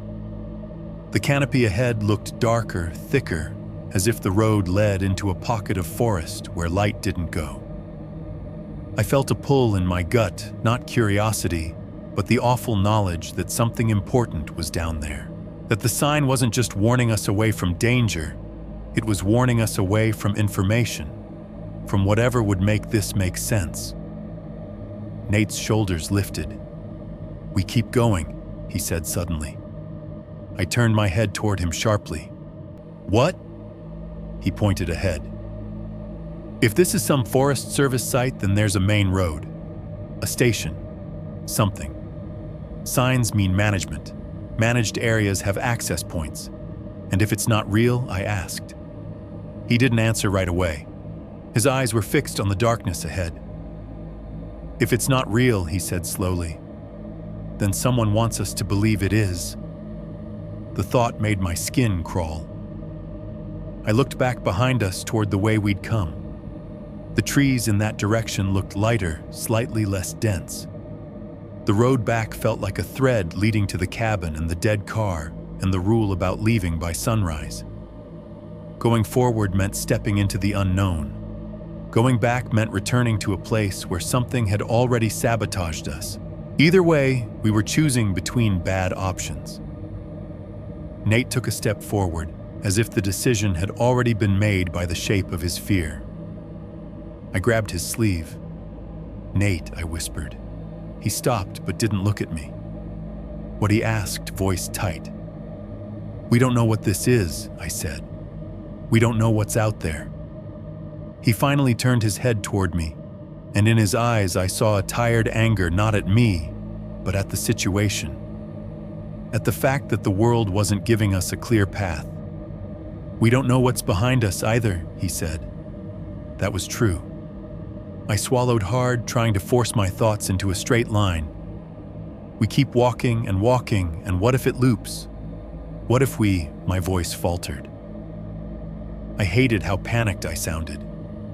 What if we're doing exactly what it wants? Nate's face twitched. He understood what I meant.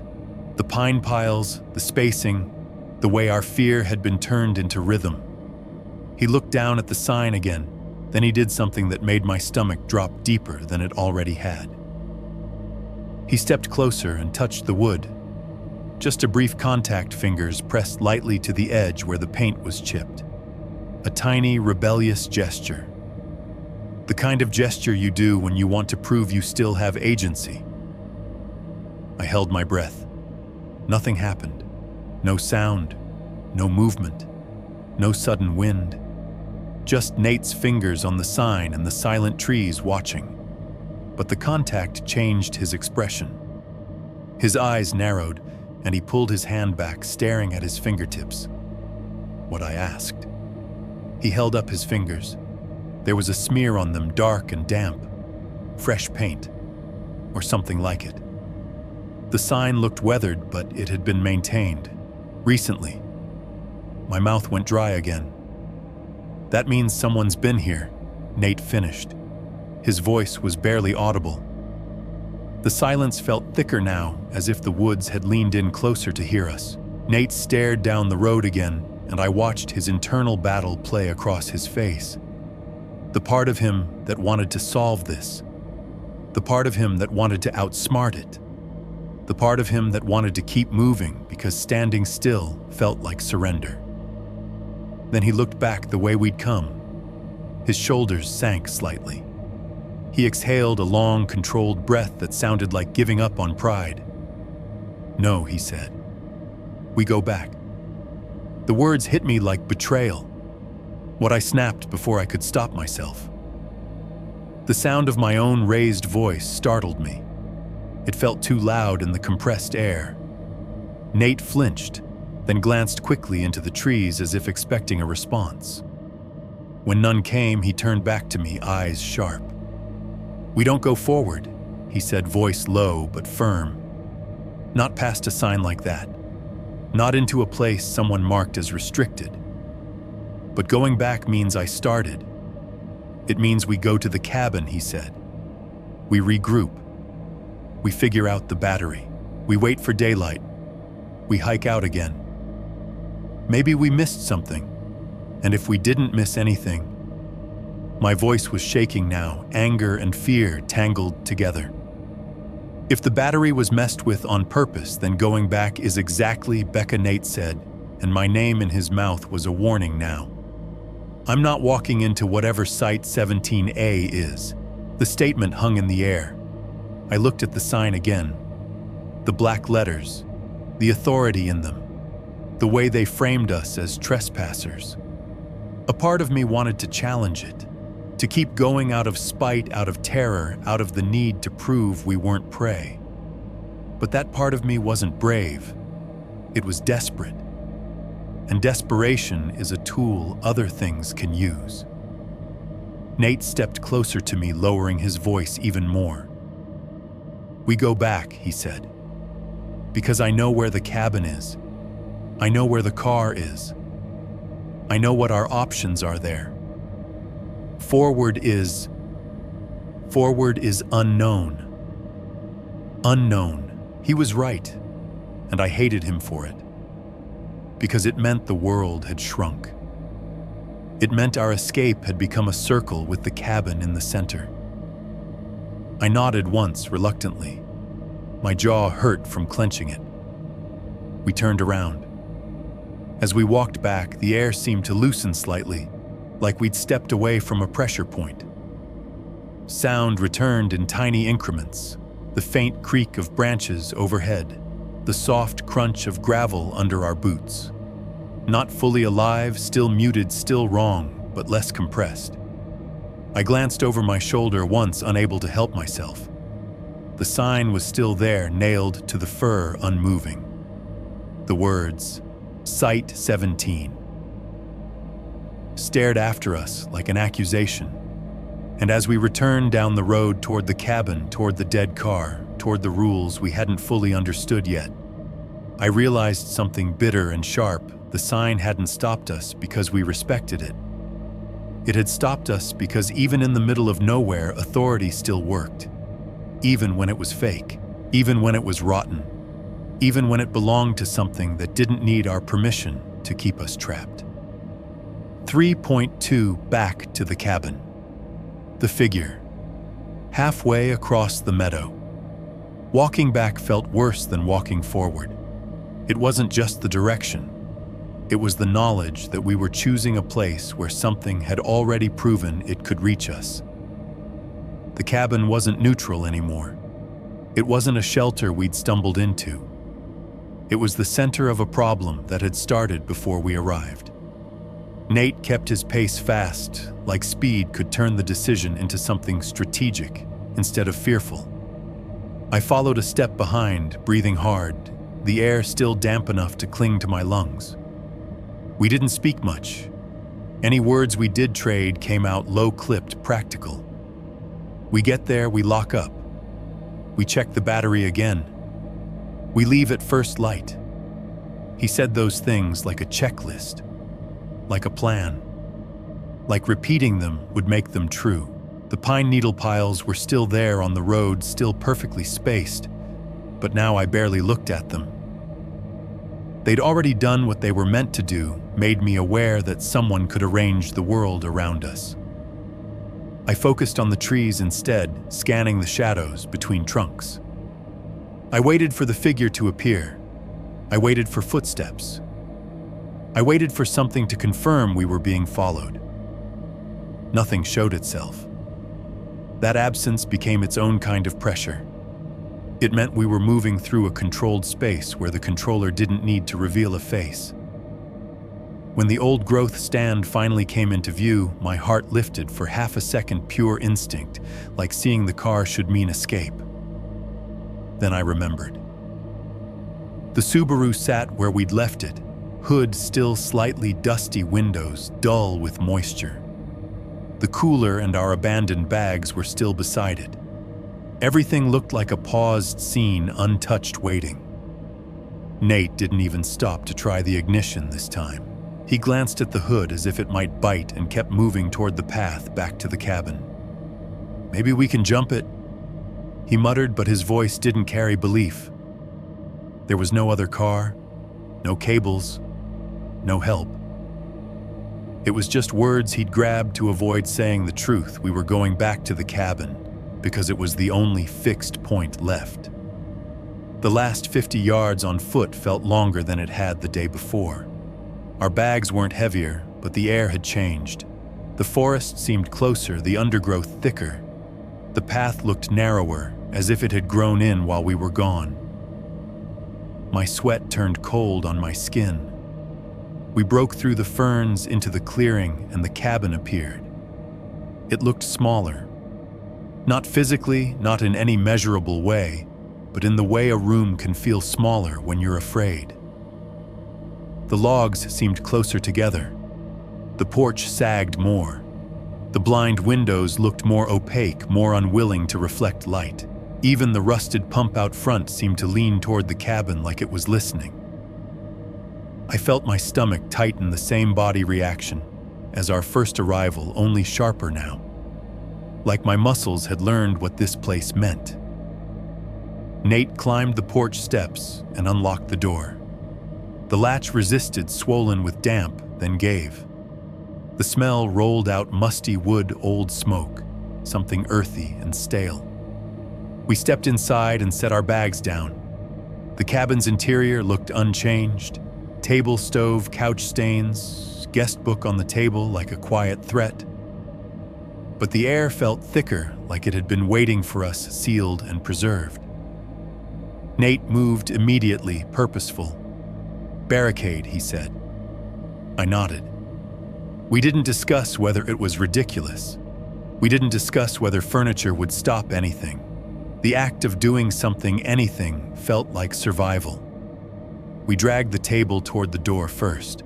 The legs scraped against the floorboards with a long wooden cry that made my teeth ache. Nate shoved one side while I pushed the other, the heavy wood resisting, then sliding in reluctant increments. The chair under the doorknob from last night was still there, slightly angled like we'd left it mid-thought. Nate repositioned it, then wedged the table behind it as close as we could get without blocking our own movement entirely. "Couch," he said next. The couch was heavier than it looked. Old furniture has that weight, that stubborn density, as if it's absorbed the lives that sat on it. We grunted and pulled it toward the door. The stained fabric rubbed against my hands, damp and slightly sticky. The smell of mildew rose stronger as we moved it. We shoved chairs into gaps. We stacked one chair upside down on the table as if height mattered. Nate dragged a small cabinet and wedged it beside the doorframe. When we were done, the front entrance looked less like a doorway and more like the blocked mouth of a cave. It would not stop someone determined to come in, but it made us feel less exposed for a moment. Nate wiped sweat off his forehead and looked toward the windows. "Curtains," he said. There were thin curtains on the front windows, more like old sheets than real curtains. I pulled them shut, the fabric rough and dusty in my hands. The daylight dimmed immediately. The cabin turned gray again, as if the outside world had been shut away. Nate checked the windows one by one, testing latches. They were weak, flimsy, more symbolic than functional. He tried anyway, jaw clenched. I stood near the table, listening. The cabin creaked softly as we moved things, the sound of wood settling under new pressure. It felt like the building itself was reacting to our fear, adjusting its posture. We should have left before dusk. We should have done something bold, walked past the sign, pushed forward, accepted the unknown. But we'd chosen this instead, returning to the center, making ourselves smaller. I hated that. I hated how quickly we'd become people who barricaded doors. Outside, the light began to shift. The afternoon sun that had briefly brightened the clearing started to drain away, turning gold, then pale, then thin. I caught myself glancing toward the window, even though it was covered. My mind wanted to see the tree line, wanted to know if the figure was there already. Nate noticed my movement. "Don't," he said softly. I froze. His voice had changed since yesterday. Less boyfriend on a weekend trip, more something else. Protective, yes, but also resigned. Like he'd accepted that our behavior mattered. I sat on the couch, now moved closer to the door, facing inward like a bunker seat, and folded my hands in my lap. I forced my breathing slow.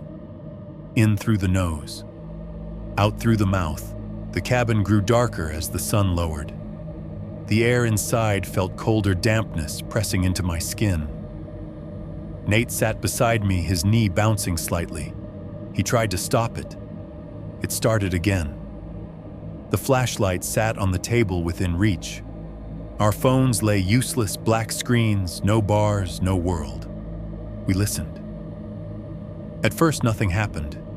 Just the cabin's soft creaks and the distant suggestion of wind in trees. Then somewhere in the clearing, a faint sound. Not a knock, not footsteps. A soft shift, like weight moving through grass. Nate's head snapped toward the window. I held my breath. The sound stopped. We stayed frozen, waiting. Then very faintly, the same sound again, closer to the front side of the cabin. Like someone taking one careful step and then stopping to see if we'd react. Nate reached for the curtain. I grabbed his wrist before he could pull it open. My fingers were cold around his skin. He looked at me, frustration and fear flickering in his eyes.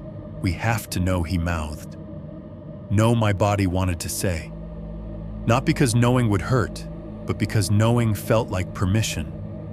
Like the moment we looked, the moment we confirmed we'd be participating. Nate swallowed hard, then slowly eased his wrist out of my grip. Not angry, just determined. He moved to the window and lifted the edge of the curtain by a fraction, creating a narrow slit between fabric and glass. I stood behind him, close enough that my breath warmed his shoulder. My heart hammered so hard, it made me dizzy. Nate peered out.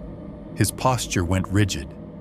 I leaned in, pressing my face close to the slit. The clearing outside was dim. Twilight had thickened the air again, turning distance into shadow.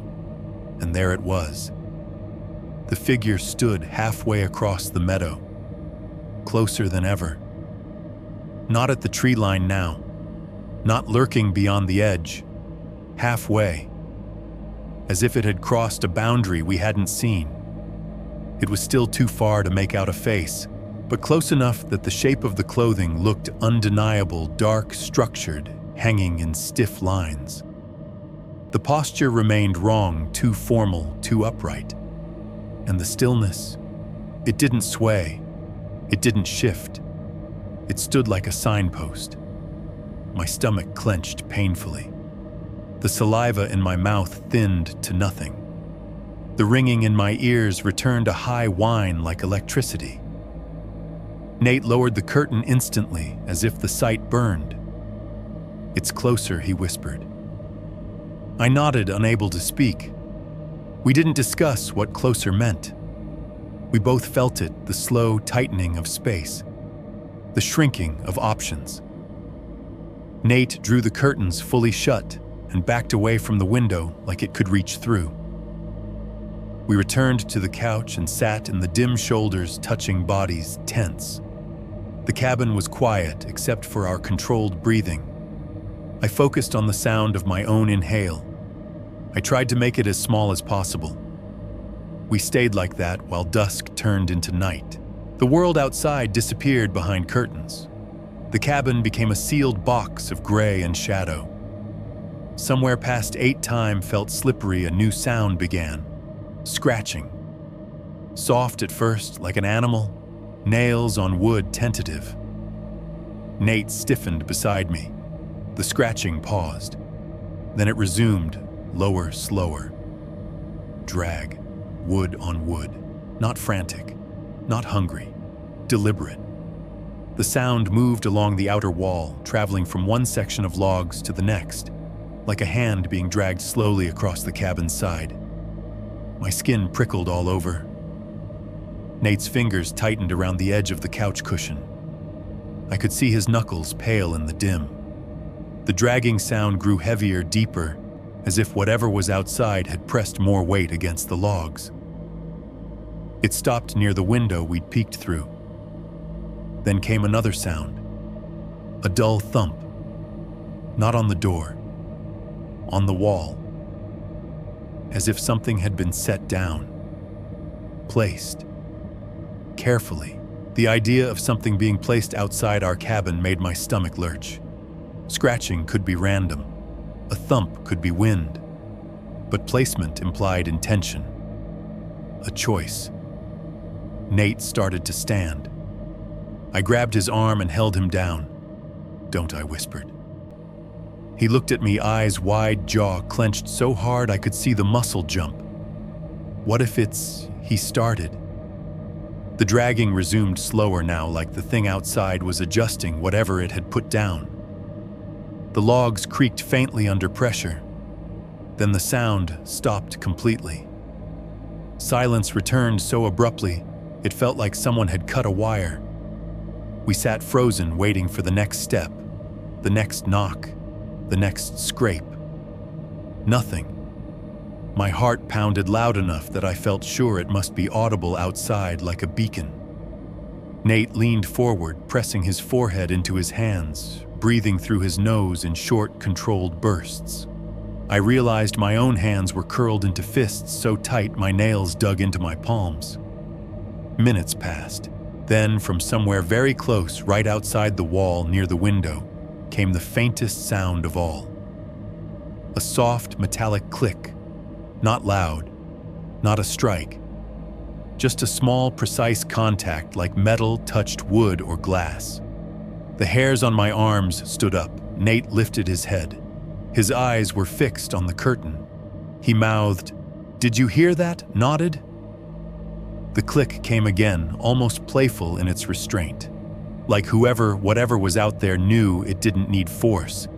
It didn't need to break anything. It just needed to remind us it could reach. Nate's hand moved toward the flashlight on the table. I caught his wrist again. This time my grip was firmer. He stared at me, anger flashing, anger at helplessness, at fear, at the fact that doing nothing felt like surrender. I shook my head once small, because somewhere inside me a cold understanding had formed. Light was a response. Looking was a response. Reacting was participation. And the thing outside was not simply trying to get in, it was training us. The dragging sound didn't return. The clicks stopped. The silence held. We sat there for the rest of the night, backs pressed into the couch, breathing controlled, listening so hard, my ears felt raw. And with each minute of quiet, the cabin seemed smaller, its walls closer, its air thicker, as if it tightened around us whenever we obeyed. When morning finally began to pale the curtains, my throat ached from keeping my voice low. I realized with a sick, certain clarity that we hadn't barricaded the door to stop it from entering. We'd barricaded it to stop ourselves from leaving, because leaving would have required noise, and noise felt like breaking a rule we hadn't been given permission to break.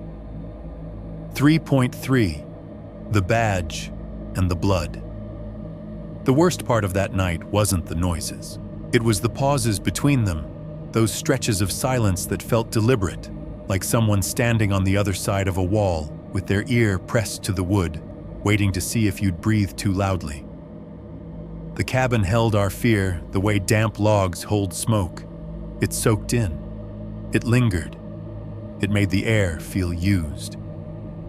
When the dragging stopped and the metallic clicks faded into nothing, Nate and I stayed frozen on the couch for a long time, our bodies locked in the same posture, as if moving would trigger something. My legs went numb from the way I held them tight. My shoulders ached. My jaw hurt from clenching. At some point, Nate whispered, "We have to check." I didn't ask what he meant. We both knew the ritual by now. The human need to confirm because uncertainty is its own kind of torture. He stood slowly, careful, like the cabin floor might betray him with a creak too loud. He stepped toward the window where we'd peeked earlier and lifted the edge of the curtain a fraction. I stood behind him again, close enough to feel the heat of his body through his shirt. My stomach churned. My mouth was dry as paper. The air in the cabin felt stale and cold at the same time, as if dampness had replaced oxygen. Nate's eyes scanned outside. He stiffened. What I whispered. He didn't answer. He lowered the curtain and turned his head slightly toward me, his expression tight. Nothing he said, but something was there. That was all he gave me. We didn't look again.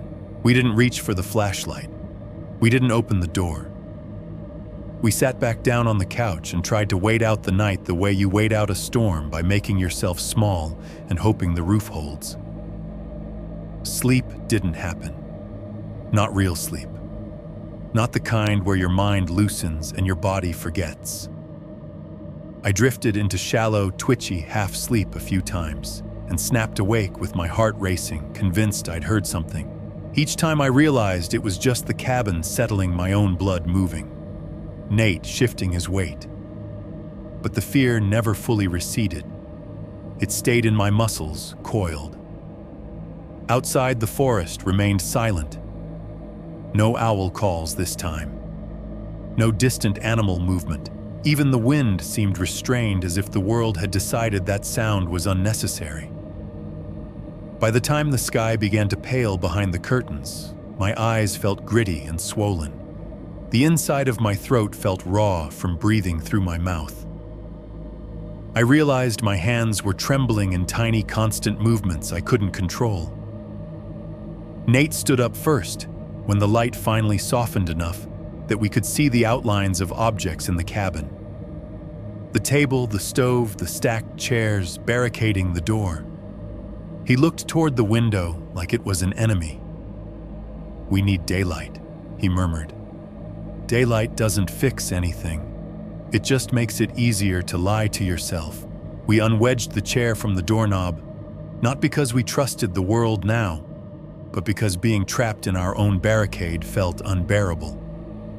Nate moved the table a few inches back. The scraping sounded like a scream in the morning quiet. "Quiet," I whispered automatically. Nate's eyes flicked to me, and I saw the same realization there. We were policing noise like it was morality, like sound itself was a mistake. He opened the door. Cold, damp morning air poured in. The clearing looked normal, gray grass ferns heavy with dew, the tree line dark and still. Fog hung low between trunks like a thin veil. For a second, my body tried to relax because the light made everything look ordinary. Then I saw the ground beneath the window. Fresh footprints pressed deep into the damp earth. Bare feet. Not just one set. Several impressions clustered close to the cabin wall, as if someone had stood there for a long time, shifting slightly, leaning in, waiting. The toes were distinct, the heels sunk deep. The soil had squeezed up around the edges like it had been stepped into with deliberate weight. I felt my stomach flip. Nate saw them too. He froze on the porch, 1 foot still inside, 1 foot outside, as if he couldn't decide whether stepping out meant inviting the world in. There, he whispered, pointing. I stepped onto the porch beside him, my legs weak and stiff.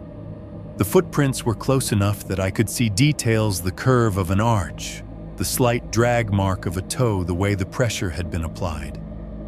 Whoever made them had been barefoot on cold, wet earth and hadn't cared. Nate crouched slowly and leaned closer. His breath came out in a faint fog. "What the hell?" he murmured. I scanned the rest of the clearing, expecting to see the figure halfway across the meadow again. Nothing. No movement. No shape. Just the still trees and the damp grass and those prints like proof the night had been real. Nate's gaze shifted upward toward the windowsill itself. That's when he saw it. Wedged into the cracked gap between the sill and the frame was something small and dark, like a piece of rusted metal caught there. He reached out without thinking. I grabbed his arm. Wait. He paused, his hand hovering inches from it. He looked at me, annoyed, exhausted, terrified. "It's something he said." "Exactly," I whispered. He swallowed, then reached again, slower this time. His fingers pinched the metal and pulled carefully. It came free with a faint scrape. A badge. Small, heavy, corroded by years of moisture. It had the shape of an official emblem, shield-like, with ridged edges and lettering worn but still readable if you looked closely. U.S. Forest Service was stamped across the top, the letters pitted and rough. Below that, a circular seal had once been crisp. Now it was mottled and eaten by rust, like a face that had been sanded down. The badge was cold in Nate's fingers. Then he hissed sharply and jerked his hand back. Blood bloomed bright on his thumb. A clean slice, shallow but immediate. The kind of cut that doesn't hurt at first, but makes your skin throb a second later. "Nate," I breathed. He stared at his thumb, blinking as if surprised by the color. The red looked wrong against the gray morning. Too vivid. Too alive. The badge dangled between his fingers, and for a second I thought he was going to drop it. Instead, he held it tighter. The metal was jagged where it had corroded. It had teeth. I felt something inside me go cold and flat. This wasn't a random object caught in the window. Someone had placed it there, deliberately, like a calling card, like a message, or a warning. Nate's blood dripped once onto the porch board and spread in a thin line, darkening the wood. The smell hit me, sharp, metallic, unmistakable. Blood has a smell you can't confuse with anything else. It cut through the damp pine air and made my stomach churn. Nate pressed his thumb to his jeans, smearing red. "Jesus," he whispered. I stared at the badge. My eyes kept snagging on the words U.S. Forest Service because official language in the middle of nowhere is like seeing a uniform in a dream. It doesn't make you feel safer. It makes you feel like you've stepped into jurisdiction you don't understand. "Put it down," I said. Nate looked at me. His eyes were bloodshot. His face was hollow with sleeplessness. "If we put it down," he whispered, "it'll be back." The certainty in his voice chilled me more than the badge. He didn't say it like a guess. He said it like he already knew the rules. I wanted to argue. I wanted to tell him the safest thing was to leave everything exactly where we found it. But the footprints below the window told me the truth. Leaving things alone hadn't protected us. And the email's warning, "Don't move," the orange cord, came back in my mind like a hook. Rules. instructions, obedience. We were already inside a system of them. Nate clenched the badge in his bloody hand and stepped back into the cabin. I followed, eyes still flicking to the clearing. The tree lined the spot halfway across the meadow. Nothing moved. Inside the cabin smelled the same damp wood, old smoke. But now there was another scent layered over it. Blood, warm iron in the cold air. Nate set the badge on the table with a dull clink. The sound made us both flinch. It was too loud in the morning quiet. I grabbed antiseptic wipes from my first aid kit with shaking hands and cleaned Nate's thumb. He didn't protest. He sat very still, staring at the badge as if it might move on its own. The wipe came away red. I pressed gauze to the cut and wrapped it with tape. Nate's skin under my fingers felt cold, clammy. "Does it hurt?" I asked. He shrugged. "Not really." His eyes stayed on the badge. The badge looked wrong on our table, like an artifact from another reality. Rust flaked off in tiny crumbs. The edges were sharp enough to draw blood just by being handled. I reached out, hesitated, then touched it lightly with one fingertip. The cold shocked me. Not cool metal cold, the kind of deep cold you feel when you touch something that's been in damp earth for a long time. The chill traveled up my finger like a nerve response. I pulled back instantly. Nate watched me do it and swallowed hard. "It's official," he whispered, as if saying it would change something. "It's real." "Real doesn't mean safe," I said. He didn't answer. We sat at the table in the gray daylight, staring at a rusted emblem that had no business being in that cabin. Outside, the clearing remained still. The forest held its breath. Nate finally spoke again. "We leave," he said. "Yes," I agreed immediately. "We leave now." But the car wouldn't start. We both knew that. The moment the words left our mouths, the reality crushed them. Leaving would mean walking that road again. Past the pine needle piles. Past the sign. Past the place where the air compressed and sound died. Leaving meant making ourselves visible in daylight. And after the footprints and the badge, daylight didn't feel like protection. It felt like exposure. Nate stood and walked to the window again, pulling the curtain aside just enough to look out. His movements were cautious now, as if he'd learned the cabin listened. He scanned the clearing for a long time. Then he let the curtain fall back. Nothing, he said, but his voice didn't contain relief. "It's gone. Gone. Like last night. Like a thing that could appear and erase itself at will." I looked down at Nate's bandaged thumb at the faint red seeping under the tape. A small human injury caused by an object that had been placed to hurt. Not to kill, just to leave proof. The morning stretched on gray and damp. We didn't eat. We didn't make coffee. We couldn't summon normal routines anymore. We sat in silence, listening for sounds that never came, afraid of the ones that might. As the day drifted toward afternoon, Nate moved furniture back toward the door again without speaking. He set the chair under the knob. He repositioned the table. He stacked chairs. He did it like a ritual, like arranging wood could shape fate. I watched him and felt something heavy settle in my chest. This wasn't just fear anymore. It was compliance. That night, we didn't even attempt to sleep. We sat on the couch with the flashlight on the table and the badge between us like a poisoned offering. Every creak of the cabin made my skin jump. Every time wind nudged a branch outside, my heart tried to leap out of my throat. We waited for the dragging sound to return. We waited for the metallic clink. We waited for the knock. We waited for the figure to take another step closer. Hours passed. Nothing happened. The silence pressed in like a weight, and that was the point.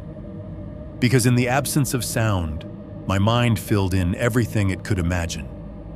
Footsteps, scratching, breathing on the other side of the wall, a hand on the doorknob, a uniform shape standing in the dark. Nate's breathing stayed controlled. Mine didn't. I kept catching myself holding my breath for too long, then exhaling in shaky bursts. Around midnight, I whispered, "What do you think it wants?" Nate stared at the darkness beyond the curtains for a long time before answering. "I think it wants us to know we're trespassing," he said, voice flat. "I think it wants us to feel owned." Owned. The word made my stomach clench. I looked at the badge on the table. U.S. Forest Service, Authority, Property, Site 17. A system, a jurisdiction, a claim. We waited for dawn like prisoners, eyes burning, bodies stiff, pretending we could outlast something that didn't need sleep. When light finally began to seep into the edges of the curtains, pale and indifferent, I stared at the badge again and understood why it felt so wrong. It wasn't a clue. Clues are for solving mysteries. Clues mean there's an answer that ends the fear. This didn't feel like an answer. It felt like proof of a transaction. That badge felt less like a clue and more like a receipt. 4.1. The escape to the road. By the time dawn came again, it didn't feel like a new day. It felt like a deadline.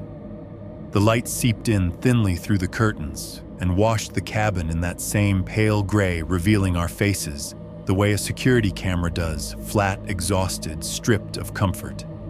I could tell by the way Nate sat up that he hadn't slept at all. His eyes were open and dry, blinking too slowly. The bandage on his thumb had a faint pink bloom under the tape, like the cut was still bleeding in tiny increments. The badge lay on the table where we'd left it, rust flakes scattered like crumbs around it. Every time I looked at it, I smelled blood again, metallic and warm, layered over the cabin's mildew. Neither of us spoke at first. Not because we were too tired, but because words felt dangerous.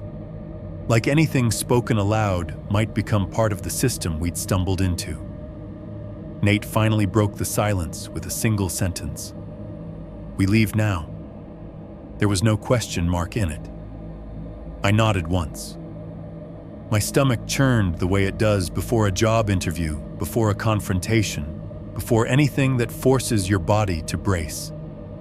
I felt hollowed out, as if fear had eaten away the soft parts of me and left only reflex. We packed fast, not carefully, not neatly. I shoved clothes into my duffel with hands that trembled. Nate jammed snacks and water into his backpack. We didn't bother with the cooler. We didn't bother with the blankets. We left the Bluetooth speaker dead and useless on the counter like a joke we'd told ourselves. Nate grabbed the keys. Then he looked at the badge. For a second, I thought he might leave it there. That would have been the sensible thing. Leave everything exactly as we found it. Make no new choices. Give nothing more to the woods. Instead, he picked it up. He held it in the bandaged hand like it was contaminated. "You're taking it," I whispered. His eyes flicked to mine. They were flat and determined in a way I hadn't seen before this weekend. "If it's proof," he said, voice low, "we need it." Proof. The word should have comforted me. It should have meant a report, an explanation, a world where evidence mattered. But all I could think was proof for who the cabin didn't need proof. The forest didn't need proof. Whatever had wedged that badge in the sill had already proven what it wanted, that it could reach us, mark us, draw blood. Still, I didn't argue. We stepped onto the porch into morning air that felt colder than it should have, damp enough to cling to my skin. The clearing was empty. No figure halfway across the meadow. No movement at the tree line. Just gray grass, heavy with dew, and a silence that felt packed tight, like cotton stuffed in ears. We moved quickly down the path toward the car. Halfway there, my breath began to hitch. Not from exertion, but from that awful anticipation waiting for something to happen, because you've learned it can. Nate's shoulders stayed high. He kept glancing to the sides of the trail, scanning the undergrowth, as if expecting a shape to rise out of ferns. Nothing. The old growth stand came into view. The Subaru sat like a carcass. The hood was still dusty from being lifted and slammed. Our abandoned bags sat where we'd left them. The scene looked untouched, too still like a photo rather than reality. Nate didn't even try the ignition. He went straight to the trunk, yanked it open, and shoved his backpack inside, then stopped. He stared at the trunk space as if he'd forgotten what he was doing. We both knew. The car wasn't leaving. Not today. Not without help we didn't have. Nate exhaled sharply through his nose. "Okay," he said, forcing control into his voice. "We hike. We don't stop." I glanced at the road, at the gravel cutting through trees like a scar. It looked longer on foot than it had any right to. It looked like something that could loop forever if the forest decided. "What about I started meaning our gear?" Nate shook his head. "Leave it." The decisiveness in his tone made my throat tighten. He wasn't just leaving stuff behind. He was leaving behind the idea that we could recover what we came with. He was accepting loss as the price of moving. We locked the car anyway. The click of the lock sounded small and helpless. Nate pocketed the keys like they mattered. Then we started walking. The dirt road was damp gravel darkened by moisture. Our boots crunched softly, but even that sound felt muted here, like the air was swallowing it. The trees rose on both sides, tall and dense, and the canopy knitted overhead so tightly that the morning light looked filtered and weak. We moved fast, half jogging at times, then slowing when the ground grew uneven, then pushing again. Nate kept us in the center of the road. Neither of us wanted to step into the underbrush. The pine needle piles were still there for a while, spaced at those exact intervals marking our movement like a metronome. We passed them without stopping. We didn't speak about them. Talking about them felt like acknowledging them, and acknowledging them felt like feeding something. Eventually, the piles stopped again, and my stomach tightened the way it had the first time. Absence meant a shift, a new phase. Nate's breathing grew rougher. He wiped sweat from his forehead with the back of his hand, leaving a smear of dirt. The bandage on his thumb had loosened slightly, and a faint red stain had spread beneath it. "We should have never booked this," I whispered, without meaning to. Nate didn't answer. For a while the road felt endless. The trees repeated. The turns looked familiar even when they shouldn't. I started to worry that we were walking in circles again, that the forest had learned our routes. Then faintly, so faint I thought it was my imagination. At first I heard it. An engine. A low hum, distant but real, cutting through the silence like a blade. I stopped mid-step. Nate stopped too, head lifting like an animal scenting water. "Did you hear that?" he whispered. I nodded, my throat tightening. Yes. The sound grew louder in slow increments. A vehicle approaching. Not fast, not frantic, just steady. Relief hit me so hard my knees felt weak. It was almost painful, like my body didn't know what to do with the sudden possibility of help. Nate looked at me, and for the first time in what felt like days, his eyes showed something human again. "Come on," he said. We started running. Not a controlled jog, an ugly, desperate sprint, packs, bouncing breath tearing in our throats. Branches overhung the road and slapped at our shoulders. Gravel skidded under our boots. I stumbled once, caught myself, kept going. The engine sound grew louder, and then headlights flickered through trees ahead, sunlight catching on a windshield. The vehicle rounded a curve and came into full view. A white truck, official-looking. The kind of truck you see in national forests, utilitarian, dusty, built to handle roads like this. A green logo on the door. U.S. Forest Service. My breath caught. The truck slowed as we ran toward it, and for a split second my fear spiked again. Not because it wasn't help, but because the logo on the door yanked my mind back to the badge on our table, the words stamped into rust. Forest Service. Authority. Property. Jurisdiction. The truck stopped fully. Gravel popped under its tires. The engine idled loud in the quiet. The driver's door opened. An older man stepped out, moving with the steady, practiced motions of someone who belonged out here. He was in his late 50s maybe, with weathered skin and a face lined deep from sun and wind. A Forest Service uniform shirt, green pants, a hat that shadowed his eyes. He regarded us with a look that was hard to read, something between irritation and concern. "You two lost?" he asked. His voice was calm, low, not panicked, not surprised. It was the wrong kind of calm. Nate stepped forward, hands up slightly, like he didn't want to startle the man. "Yes, no," he swallowed. "We rented a cabin off Lolo Pass Road. Our car, something happened." The ranger's eyes narrowed, not in confusion, in recognition. He looked past us down the road we'd come from, as if he could see straight through miles of trees. "Cabin off Lolo Pass," he repeated slower. "Yes," I said quickly, because Nate's words were tangling. "A small cabin. Off-grid. We booked it online. There was someone out there." The ranger's jaw tightened. The calm expression on his face shifted just enough for me to feel it, like a temperature change. "What cabin?" he asked, and now his tone wasn't casual anymore. It was controlled. Nate pulled the folded paper directions from his pocket with shaking fingers. "Here," he said. "We have the coordinates." The listing said the ranger didn't take the paper. He just stared at it, then at our faces, then very briefly at Nate's bandaged thumb.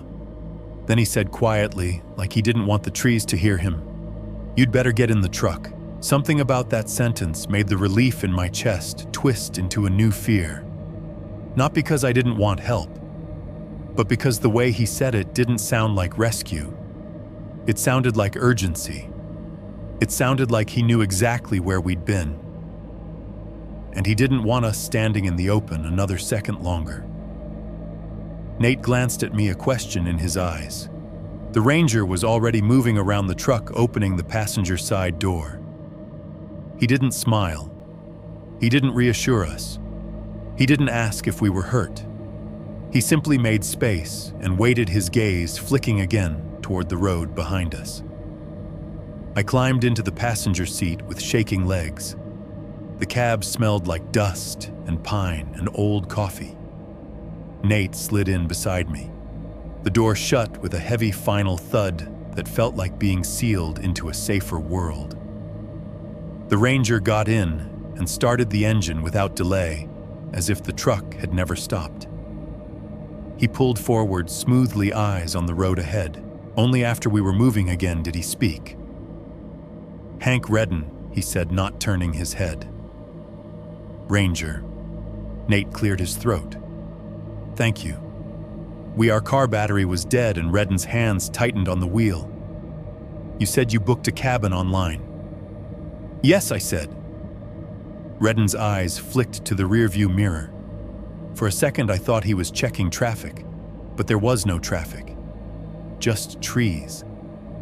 He stared into that mirror a beat longer than necessary, then looked back to the road.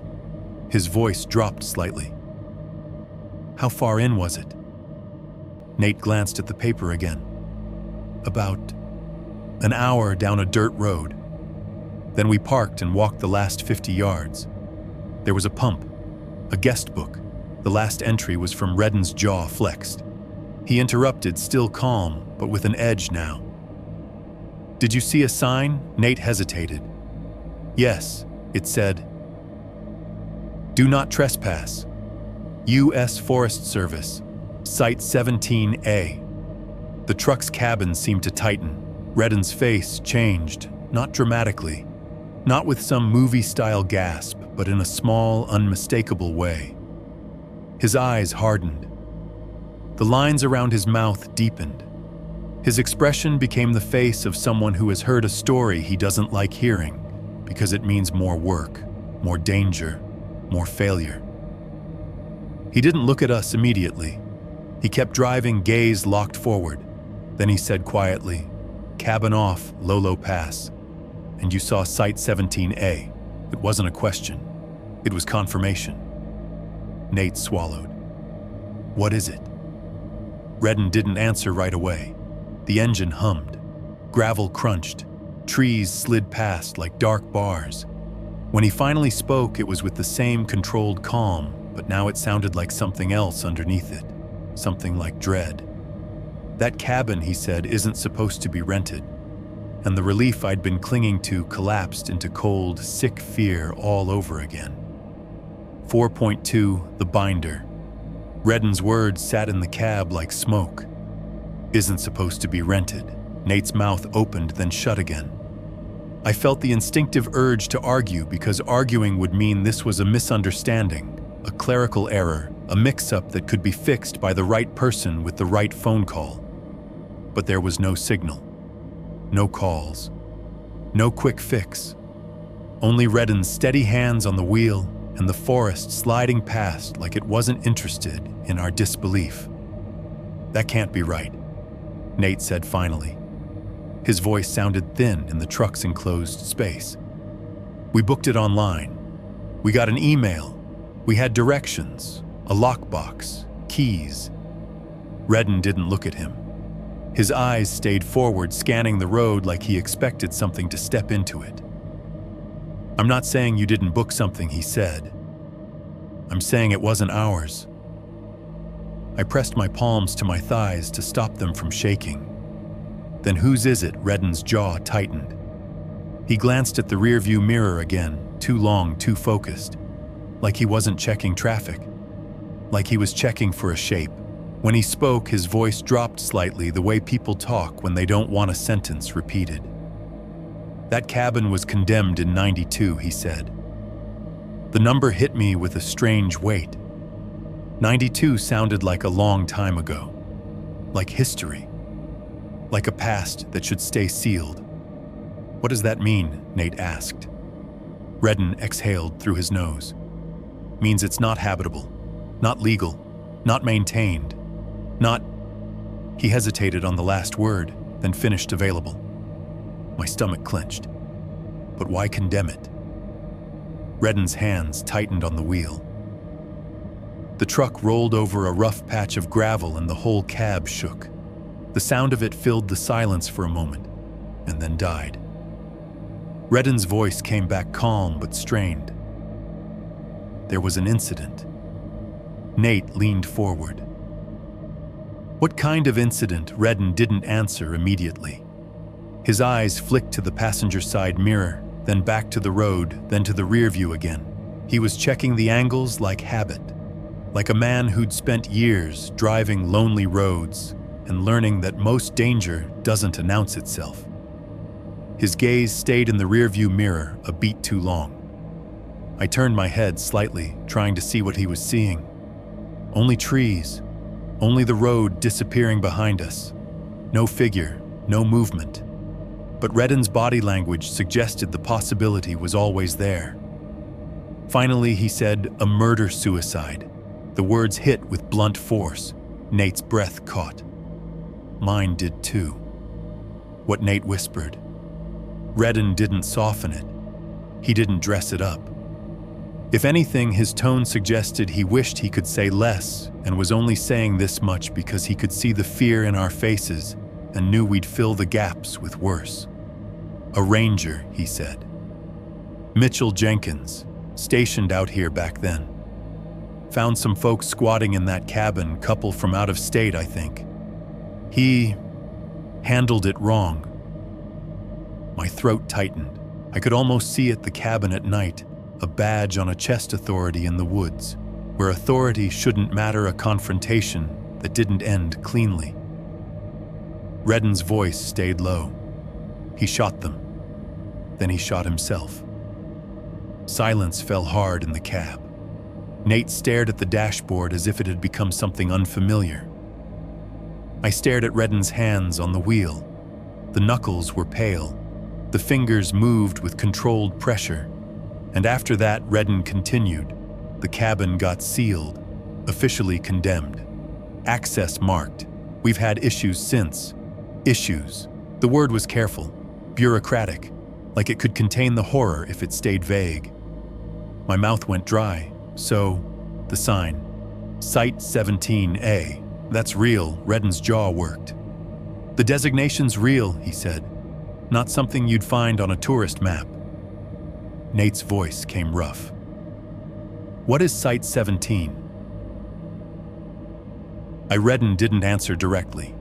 He didn't say restricted zone or investigation site or hazard area. He just said, a place people aren't supposed to go.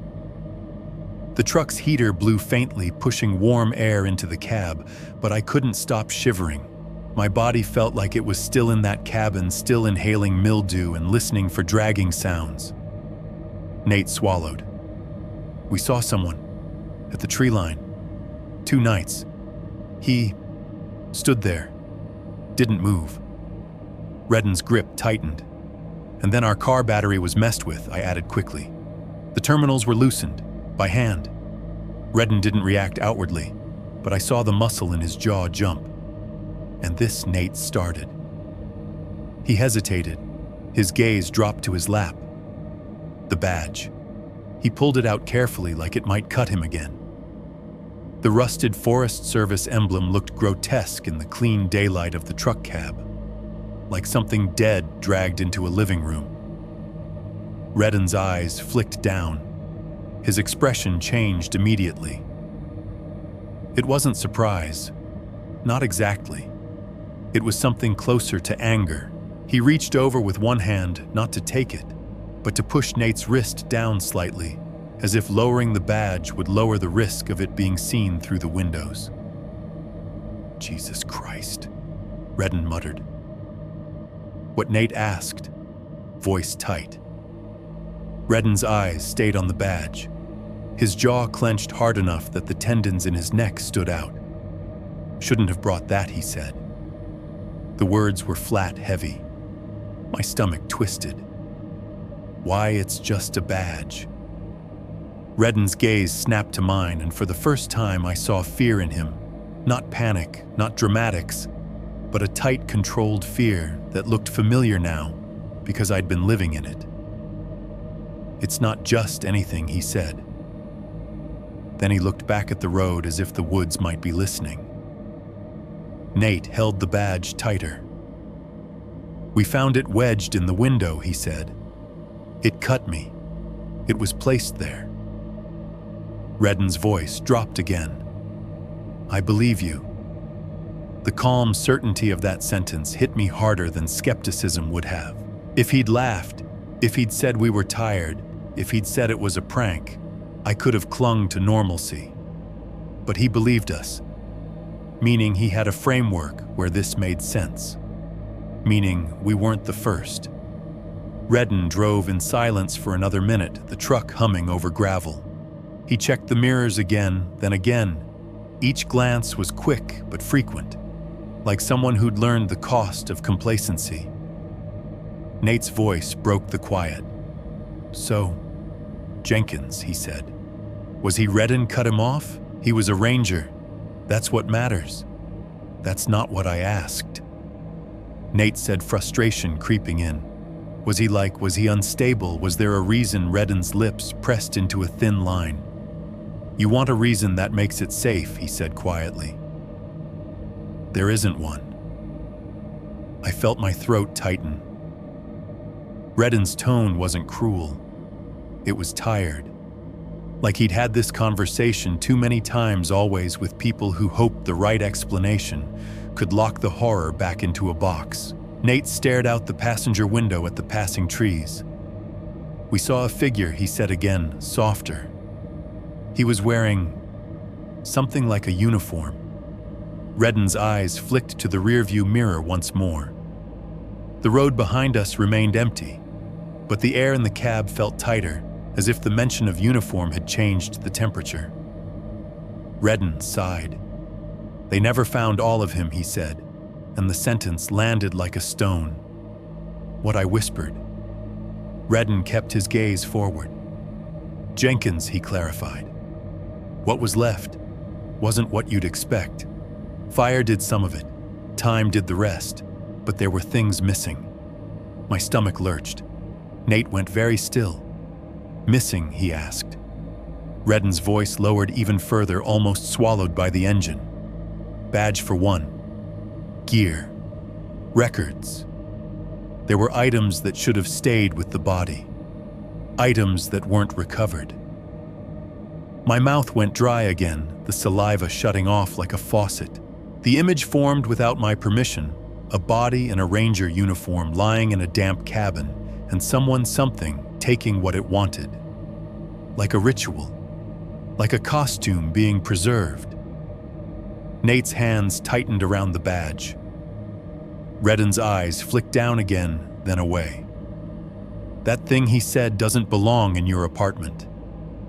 "My apartment," I repeated, confused. Redden glanced at me briefly, and in that glance I understood something ugly he was thinking beyond the woods, beyond the cabin, beyond this road. He was thinking about what happens when people carry things out. "We're taking it to the station," Nate said quickly, as if that would solve it. "We'll hand it over." "You can." Redden shook his head slightly. "You'll do what you're told," he said, and the authority in his voice wasn't comforting. It was warning. "But you're not handing that to anyone until I say." "You understand," Nate's jaw clenched. Why Redden didn't answer directly. He chose a different path, one that gave us enough information to be afraid without giving us enough to feel in control. "We've had listings pop up online," he said. "Off-grid rentals, cheap, minimal host info. People book them, show up, find the place. Sometimes they leave, sometimes..." He stopped. His throat bobbed as he swallowed. "Sometimes we get calls from folks who make it back to Signal. Sometimes we don't get anything." I stared at him. "You knew about the listings." Redden's laugh was humorless. "We know what we can," he said. "They appear, disappear. Different platforms, different names. No consistent trail. Whoever's doing it is good at it, or it's not a person." My skin prickled. Nate's eyes cut to Redden sharply. "You're saying it's not human?" Nate asked. Redden didn't say yes. He didn't say no. He just said, "I'm saying you're not the first to walk into that cabin thinking it's a getaway." That sentence did something to me. It made me imagine dozens of couples like us, stressed and tired, craving quiet, arriving at that cabin with bags and wine and jokes, only to be taught the same rules. Don't go past the tree line. Don't move the orange cord. Leave by sunrise. I thought of the guest book ending in 1991 like a severed timeline, like the cabin had swallowed everything after. "Show me," Nate said suddenly. His voice was hoarse. "Show me what you have." Redden's gaze tightened. "What I have, your proof," Nate said. "You said murder-suicide. You said condemned. You said Jenkins. Prove it." The anger in Nate's voice wasn't directed at Redden. It was directed at the helplessness, at the need for something solid. Redden was silent for a long moment. Then, without taking his eyes off the road, he reached one hand into a compartment between the seats. The motion was practiced, familiar. He pulled out a binder. It was thick, weathered, its edges rounded from use. A rubber band held it shut. The cover had a faded Forest Service stamp and handwriting in black marker that read, Lolo Pass/Site 17. My stomach twisted.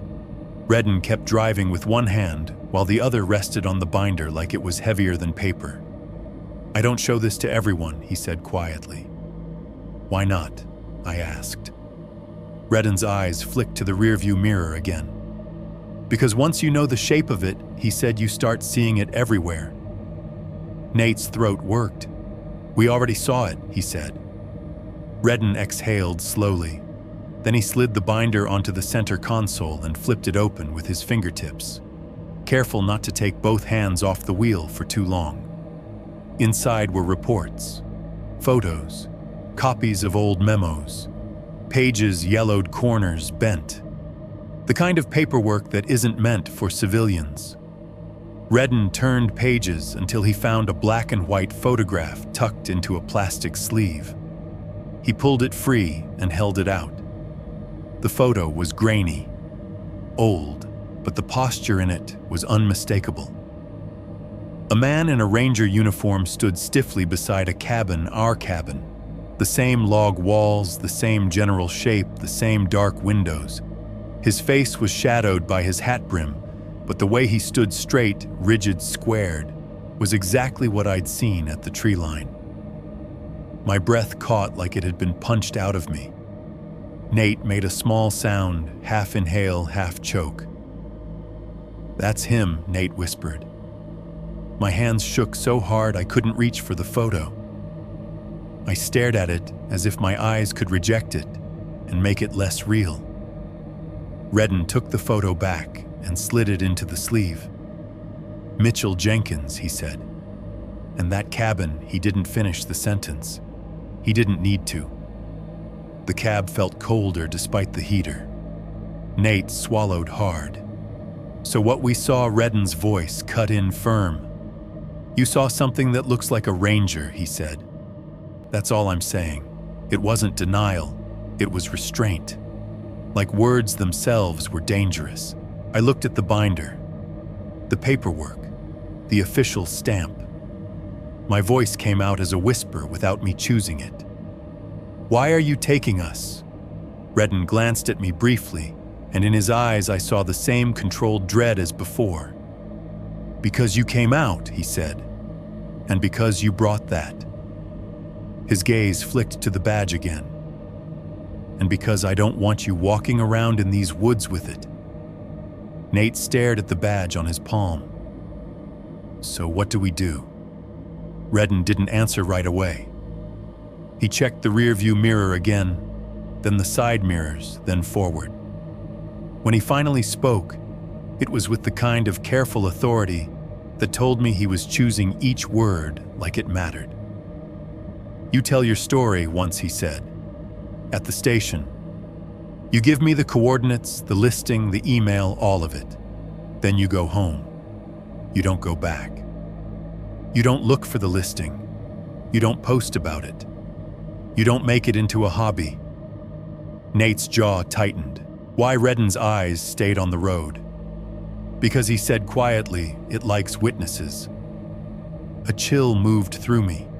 Not a goosebump chill. A deep, internal cold. Nate opened his mouth, maybe to argue, maybe to demand more. Redden cut him off with one last sentence spoken low, almost swallowed by the engine. And you really shouldn't have brought that badge. He wouldn't say why. He wouldn't answer everything.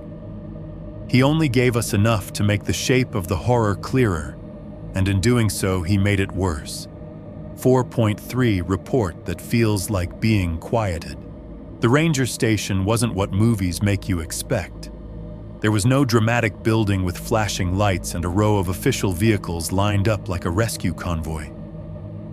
It was a small utilitarian structure tucked near Zigzag, 2 stories of faded siding, a gravel lot, a flag that hung limp in the damp air. The place looked like it had been built to be forgotten, like it existed only for the people who needed it and meant nothing to everyone else. Redden pulled into the lot and parked beside a truck with mud-caked tires. The engine idled for a moment longer than necessary, and I watched his hands on the wheel. He didn't move right away. He stared out through the windshield as if he were listening for something the rest of us couldn't hear. Then he turned the key and killed the engine. The sudden silence inside the cab made my skin prickle. For an irrational second, I expected the same compressed quiet from the woods to pour in through the windows. Instead, I heard normal things: a distant bird chirp, the faint hiss of wind in trees, the soft creak of the station's flag rope. It should have reassured me. It didn't. Normal sound felt temporary now, like a thin layer that could be taken away. Redden opened his door. "Stay close," he said. We climbed out and followed him inside. The station smelled like coffee and damp wool. The air had that stale warmth of a building that's always heated a little too much and never fully aired out. A bulletin board on the wall held maps and laminated notices about trail conditions.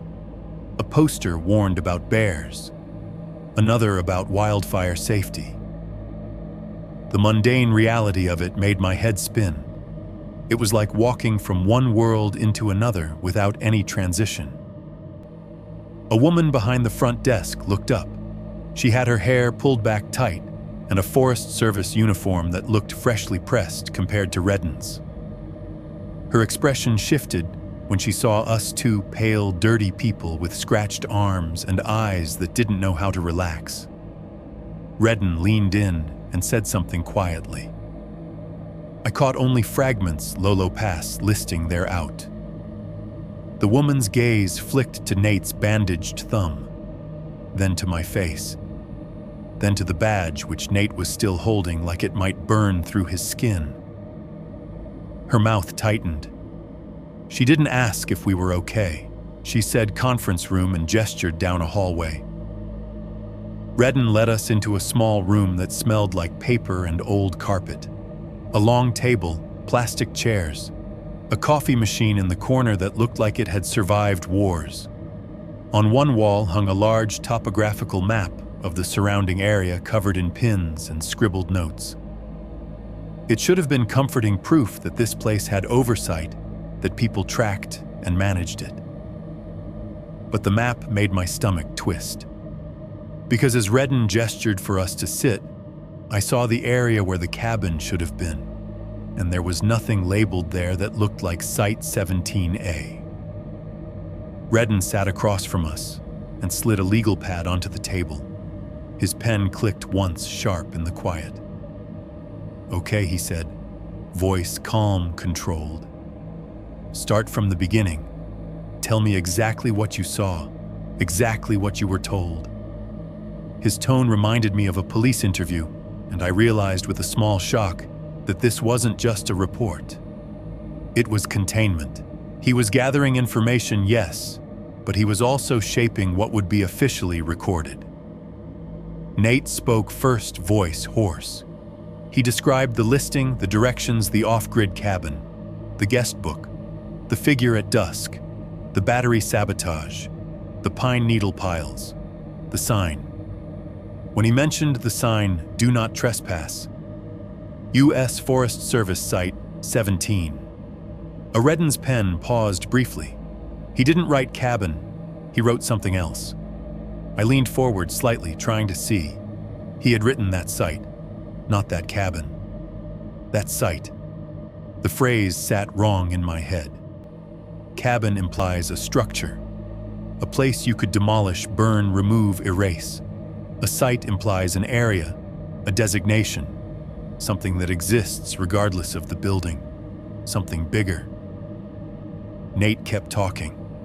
I filled in details when he missed them: the orange cord, the scraping sounds, the metallic clink, the footprints under the window, the badge. Redden's eyes flicked up when I mentioned the badge. His jaw tightened. He didn't ask to see it again. He didn't want it on the table. When we finished, Redden sat back slightly and looked at us for a long moment. His face was unreadable but not skeptical. If anything, it held a tired familiarity, like he'd heard this type of story before and hated that it was still happening. A second ranger came in, tall, younger than Redden, with the kind of expression people wear when they think they're about to deal with hypothermia, hysteria, or drunk tourists. He introduced himself as Patel, and the way he said his name made it sound like he expected to be respected. He glanced at us, then at Redden. "What's this?" Patel asked. Redden kept his voice low. "They booked a listing off Lolo Pass," he said. "Ended up at the condemned cabin." Patel's brows lifted. Condemned cabin. He looked back at us, skepticism tightening his mouth. "You sure you weren't on private property?" Nate's hands clenched on the edge of the table. "We have the email," he said, voice strained. "We have the directions. We can show you the listing. We're not making this up." Patel's gaze flicked to Nate's bandage. "People do dumb things in the woods," he said. "They panic. They see shapes." Redden cut him off with a look. Patel stopped talking. He shifted his stance as if suddenly unsure of his footing. Redden spoke evenly. "We'll investigate," he said, the phrase sounding like a script. It was the kind of statement that should have reassured me. Instead, it sounded like something you say to end a conversation. "We can take you back there," Nate insisted. "We can show you where it is." "The car, no," Redden said immediately, firm enough that it startled me. Then he softened the tone slightly. "Not today." Patel looked at him sharply. Hank Redden didn't break eye contact with Nate. "Not today," he repeated. "You two are going home." Nate's frustration rose. I could feel it like heat next to me. "Our car is. We'll send someone for it," Redden said, still calm. "We'll see about retrieval. You'll get a call." Patel opened his mouth again, then closed it. He looked uneasy now, like he'd stepped into a conversation that had a history he didn't know. Redden asked for the email. Nate handed over his phone, and Redden studied the screen carefully, scrolling slowly, like every line mattered. His eyes lingered on the instructions. "Do not move the orange cord. Do not use the back trail. Leave by sunrise." His expression didn't change, but something in his posture tightened. He handed the phone back like it was contaminated. "That listing isn't ours," Redden said. "That's what you said in the truck," I whispered. My voice came out automatically low, as if this building had the same rules as the cabin. Redden nodded. "We don't rent that site," he said, "and again, that site. We haven't. Not for decades." Patel shifted. "But if there's a listing?" Redden's gaze flicked to him. "A warning." Patel shut up again. Redden turned back to us. "These postings come and go," he said. "Different names, different emails. They appear for a while. They get taken down. Then they show up again." My stomach clenched. "So someone keeps putting them up." Redden's silence was answer enough. Nate leaned forward. "Who?" Redden shook his head once. "We don't know," he said, and it wasn't the kind of "we don't know" that meant they hadn't tried. It was the kind that meant any attempt to chase it ended in a dead end. I felt my hands go cold. "But you said you've had this happen before." Redden's eyes held mine briefly. "Enough times," he said, "to know it's not coincidence." The words sat heavy. Not coincidence. Meaning intention. Meaning design. Meaning someone wanted people to book it. Someone wanted people to walk into that cabin with their weekend bags and their wine and their trust in the idea that a listing equals safety. My mind flashed to the guest book ending in 1991, like the cabin had stopped accepting names. Like it didn't care about documentation the way humans did, only about behavior. "I can show you the URL," Nate said quickly, desperate to give them something concrete. It looked blank. The name was generic. The link blank. The name was generic. The link didn't look like a real rental company. Redden wrote something on his pad. Again, I saw the phrase site. not cabin. My skin prickled. Redden stood. "You're done for now," he said, tone final. "You'll go home. You'll stay reachable. You'll answer if we call. And you will not go back there." Nate's jaw clenched. "We're just supposed to what? Pretend this didn't happen?" Redden's eyes narrowed slightly. "No," he said. "You're supposed to survive it." That sentence landed harder than anything else he'd said. It wasn't comfort. It was instruction. Patel stepped aside, avoiding looking at the badge. I noticed how his eyes kept flicking away from it as if it made him uneasy. Redden escorted us out of the conference room. The woman at the desk watched us pass with a tight expression. No one offered us water. No one offered us a chair to rest. No one offered us the kind of soft reassurance you'd expect for people who looked like we did. It wasn't cruelty. It was containment. They wanted us in, processed, and out again before we became a problem they had to keep close. Redden drove us to a small parking area where Nate's car was not where our reality should have been. Instead, he handed Nate a card with a station number written on it. "You'll get a call," he said again. Nate stared at the card like it might be a lie, when Redden's mouth tightened. Soon. Soon. A word with no shape. Redden looked at me, then directly in a way he hadn't since the truck. His voice dropped low. "Don't talk about it online," he said. I blinked. "What?" His gaze didn't soften. "Don't post it. Don't search it. Don't chase the listing. Don't make it louder." The warning made my stomach twist. Why Redden hesitated just long enough to tell me he was choosing the safest version of the truth. Because attention spreads things, he said. And I don't know what else to tell you. Then he stepped back. We were dismissed. Nate and I stood in the gravel lot for a moment, unsure how to move. The station behind us hummed with normal life radios crackling faintly, doors opening and closing, someone laughing in another room. Normal sounds. But my body didn't relax. The escape, I realized, hadn't been an ending. It had been a transfer. From one system to another. From the woods to the office. From the cabin's rules to the station's. We borrowed a ride back to our car later. Another ranger drove us to the old-growth stand with cautious silence. And when the Subaru finally appeared between the trees, it looked like a piece of our former life left behind. The battery jumped easily with cables. Too easily. As if it had never truly been dead, just disconnected, controlled. Nate didn't comment on that. Neither did I. We drove back toward Eugene in exhausted silence, the highway noise growing louder with every mile, civilization returning in layers, radio stations, cell service bars, blinking back into existence, billboards, coffee shops, traffic lights. My phone exploded with notifications the moment signal returned. Emails, texts, news alerts, a missed call from my sister. Normal life rushing back like it had been waiting. Nate glanced at the screen and muted it without reading. We should have felt safe. We should have felt relieved. Instead, I couldn't shake the sensation that the only thing that had changed was the scenery.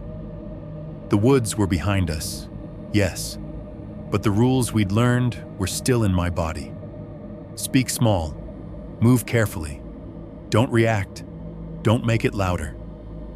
As the city came into view and the familiar lanes of I-5 filled with cars, I stared out the window and felt something cold settle deeper in my chest. Escape, I realized, wasn't a door you walked through. Sometimes it was just a road that led you somewhere else to keep being watched. 5.1 Home isn't clean. The first thing I did when we got back to Eugene was take my shoes off at the door, like I could leave the woods on the doormat. It didn't work. My apartment looked exactly the way I'd left it. Throw blanket half slid off the couch, a coffee mug in the sink, unopened mail stacked on the counter.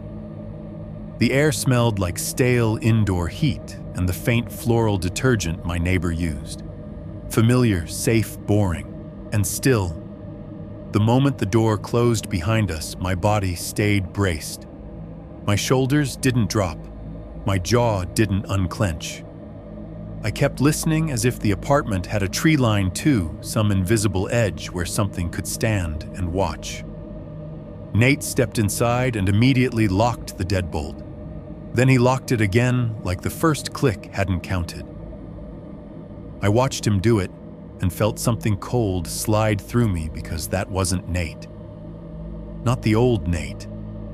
Old Nate was the kind of person who forgot to lock the door sometimes and shrugged about it. Old Nate trusted the world to behave. This Nate checked the chain, tested the knob, then stood there for a moment staring at the wood grain like he expected it to shift. I wanted to say something comforting, something normal like, "We're home, it's fine." But the words didn't come out that way. They came out as a whisper. "We're okay," I said. Nate glanced at me, and for a second there was something almost startled in his face, like he hadn't realized he'd been listening for danger inside a place that had never felt dangerous before. He nodded once. "Yeah," he said. Also too quiet. We moved through the apartment like we were visiting it for the first time. I turned on lights, all of them, the overhead in the living room, the lamp by the couch, the kitchen strip light, the bathroom vanity. My apartment filled with that harsh, practical brightness that usually irritated me. Now it felt necessary, like darkness was no longer a neutral state. Like darkness was a condition something could use. Nate set his backpack down and unwrapped the bandage on his thumb. The skin around the cut looked angry red and slightly swollen. A faint line of yellow seeped at the edge where the antiseptic had dried. He pressed the pad of his thumb gently and flinched. "That stings," he muttered. "It's rust," I said, and my voice sharpened without meaning to. "We should get you a tetanus shot." He gave me a look that tried to be amused and failed. "You think the hospital wants to hear this story? I don't care," I snapped. Then I lowered my voice automatically, the way I'd been doing for 2 days. "We can just say he cut himself on old metal." Nate stared at his thumb a moment longer, then nodded. "Okay. Tomorrow." Tomorrow became a word I didn't trust. Tomorrow implied a clean line forward, a return to normal. But the weekend had bent my sense of time. It had made everything feel like it could loop. I went straight to the shower. I turned the water as hot as it would go and stood under it until my skin burned. The steam filled the bathroom, fogging the mirror. It should have been soothing. Instead, it felt like my body was trying to boil something out of itself, some residue of damp air and pine smoke, and the metallic smell of blood. I scrubbed my arms until they were raw. I washed my hair twice. I used the cheap, hotel-sized soap bar Nate had thrown in his bag, and watched brown water swirl down the drain, even though I couldn't tell if it was dirt or just my mind needing proof. When I stepped out and wrapped myself in a towel, I noticed something small and stupid that made my throat tighten. The bathroom was too quiet. Not the forest quiet. Not the compressed, unnatural hush that made sound feel swallowed. Just an apartment quiet. But my body didn't know the difference anymore. It responded to silence the same way it responded to darkness as a threat. In the living room, I could hear Nate moving around, opening drawers, closing them, the soft clink of keys on the table. He was searching for something, probably the first aid kit, probably antiseptic. Or maybe he was searching for reassurance by inventorying objects that belonged in our lives. I walked out and found him in the kitchen, standing at the counter with the medicine cabinet open, holding a tube of antibiotic ointment like it was a weapon. "You have any rubbing alcohol?" he asked. "In the bathroom," I said. He nodded, then hesitated. "Becca, yeah." He didn't look up. "Do you feel weird?" The question was so simple it made my chest ache. "Yes," I said. "I feel weird." He finally looked at me then. His eyes were bloodshot. His face looked older than it had on Friday. There was a tightness around his mouth, like he'd been biting down on words. "I keep hearing it," he admitted. "Hearing what I whispered." He swallowed. The scrape. My stomach clenched hard. The idea that he was carrying the sound too, that it hadn't stayed in the cabin, made something cold and sharp settle deeper in me. It meant we hadn't left it behind. We moved around each other in the small kitchen, making space the way people do when they're trying not to touch a bruise. Nate washed his thumb carefully at the sink. I laid out cotton pads, tape, ointment. The practical motions should have helped, but every time a cabinet door closed too loudly, both of us flinched. I noticed it on the third cabinet. Nate noticed it too. We didn't talk about it. Instead, our voices kept getting smaller. By the time I finished rewrapping his thumb, we were whispering like conspirators in our own home. The absurdity of it made a laugh rise in my throat and then die. Because it didn't feel absurd.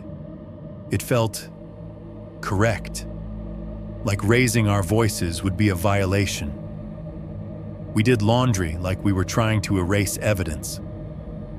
Nate dumped our clothes into the washer, and the smell that rose out of the bag hit me hard, damp fabric smoke, and that faint, earthy cabin odor that clung like mold. It was the smell of that place trying to come home with us. I poured too much detergent in bright blue liquid that smelled like artificial flowers and watched the washer churn. Normal, mechanical, predictable. But when the washer lid slammed shut, I jumped. Nate looked at me, then looked away. We didn't put the TV on. We didn't play music. Noise felt like something you had to earn back, and neither of us knew how.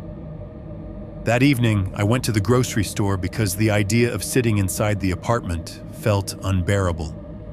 I told myself I needed real food, something other than trail mix and granola bars. I told myself normal errands would fix me. The store lights were too bright. They hit my eyes like a glare from a car's high beams. The aisles looked too clean, the labels too colorful, the whole place too loud. Every beep of a scanner made my nerves snap. Every cartwheel squeak felt like a signal. I stood in front of the dairy case, staring at milk like I'd forgotten what I came for. My phone buzzed work emails catching up now that I had signal, and I almost dropped it. The screen lit up with subject lines and deadlines and other people's needs, normal life rushing in. I muted everything without reading. On my way out, I noticed a man in a green jacket near the entrance, leaning against the wall with his arms folded, watching people come and go. The sight of him hit me like a punch. My heart spiked. For half a second, my brain tried to overlay him with the uniform shape at the tree line. Then he turned his head, and I saw he was just a tired dad waiting for his wife, his eyes empty with boredom. Still, my hands shook as I loaded groceries into my car. Back at the apartment, the neighbor's footsteps overhead sounded louder than usual. Each step came with a faint creak of old floorboards and a soft thud that traveled through my ceiling, like someone walking inside my skull. I sat on the couch and listened, breathing shallowly, until I forced myself to remember upstairs neighbors exist. People walk, floorboards creak. But the cabin had trained my attention. It had taught me that sound meant presence, and presence meant threat. Later, when night fell, I left every light on again. The glow pooled in corners and made the shadows thinner, but it didn't remove them. At midnight, a siren wailed somewhere down the street, an ambulance or a police car, distant but sharp. Normally, I would have rolled over and ignored it. This time I sat up instantly, heart racing, listening to the Doppler shift as it passed. Nate sat up too. Neither of us spoke. We stayed upright until the siren faded completely. Then finally Nate lay back down, but he didn't turn off the bedside lamp. He stared at the ceiling for a long time. "Tomorrow," he said quietly, "we call the station again." "We will," I whispered. The whisper felt natural now, like it belonged in our bedroom. And that was when I understood the worst truth of being home. Home isn't clean. Not after something teaches your body a rule. Not after you learn how quickly quiet can turn into a weapon. Not after you start living as if someone might be listening, because once that habit settles in, you don't need the woods anymore to keep you afraid. 5:22:13 a.m. I didn't sleep the first night back in Eugene. Not real sleep. Not the kind where your body lets go and forgets to listen. I lay in bed with my eyes closed and my ears wide open, tracking every small sound the apartment made, pipes ticking the fridge, cycling the distant rumble of a car, passing on West 11th. The ceiling creaked once, and my heart jumped like it had heard a knock. Nate lay beside me on his back, one arm thrown over his forehead. The bedside lamp stayed on. Neither of us said anything about it. Turning the light off felt like choosing blindness. At some point after midnight, the upstairs neighbor rolled over, and the bed frame above us groaned. I stiffened. Nate did too. We both held our breath, waiting for something that wasn't there. The hum of normal life kept trying to reassure us. It wasn't loud enough. I must have drifted finally, because the next thing I remember is my phone buzzing short, sharp vibrations against the wood of my nightstand. The sound was so sudden and specific that it snapped me upright like a slap. My eyes went straight to the screen. 2:13 a.m. For a second, I didn't understand why that number made my stomach drop. Then my mind caught up, and I felt my skin go cold. 2:13 didn't belong to my life. It wasn't my alarm time. It wasn't a meeting reminder. It wasn't anything. It was the kind of time you only notice in horror stories because it feels deliberate. The phone buzzed again. Nate jolted awake beside me. What he started, voice rough. I held up a hand for silence without thinking. The gesture felt natural, practiced. My screen glowed with a notification message: unknown sender, no contact name, no familiar number. Just the pale gray banner and the word message, like it had nothing to do with me and everything to do with my phone being a door someone had found. My mouth went dry. I could feel my pulse in my throat. Nate sat up, eyes squinting against the light. "Who is that?" he whispered. I didn't answer because my fingers were already moving. Pure reflex, the need to know. The same need that had made us peek through cabin curtains, even though we knew it was a mistake. I tapped the notification. The message thread opened. There was no conversation history. Just one new message, an image attachment, and a single line of text. The image loaded slowly, pixel by pixel, as if my phone itself was reluctant to show it. At first, it was just gray noise, then shapes, then the interior of the cabin. I recognized it immediately, the way you recognize your own face in a photo, even if you hate it. The rough table, the candle, the warped guest book, the blind window glass reflecting a faint smear of light, and their center frame, Nate and me. Sitting on the couch, my knees pulled up slightly, hands wrapped around a metal cup. Nate leaning toward me, speaking, his face caught mid-expression, like he'd been trying to keep things normal. The shot angle was wrong. It wasn't taken from inside the cabin. It was taken from outside through the front window. I could see the edge of the grimy glass, a faint reflection of the clearing behind the photographer, a hint of trees. The realization hit me like a physical blow. Someone had stood outside our cabin at night, close enough to frame a photo through the window, close enough that the candlelight inside illuminated our faces. Close enough that the camera captured details, the label on the wine bottle, the way Nate's hair fell across his forehead, the bracelet on my wrist. I heard myself make a sound, half inhale, half whimper. Nate leaned closer, eyes wide, up close. The words were simple, casual, up close. The words were simple, casual, almost friendly. That was what made them vile.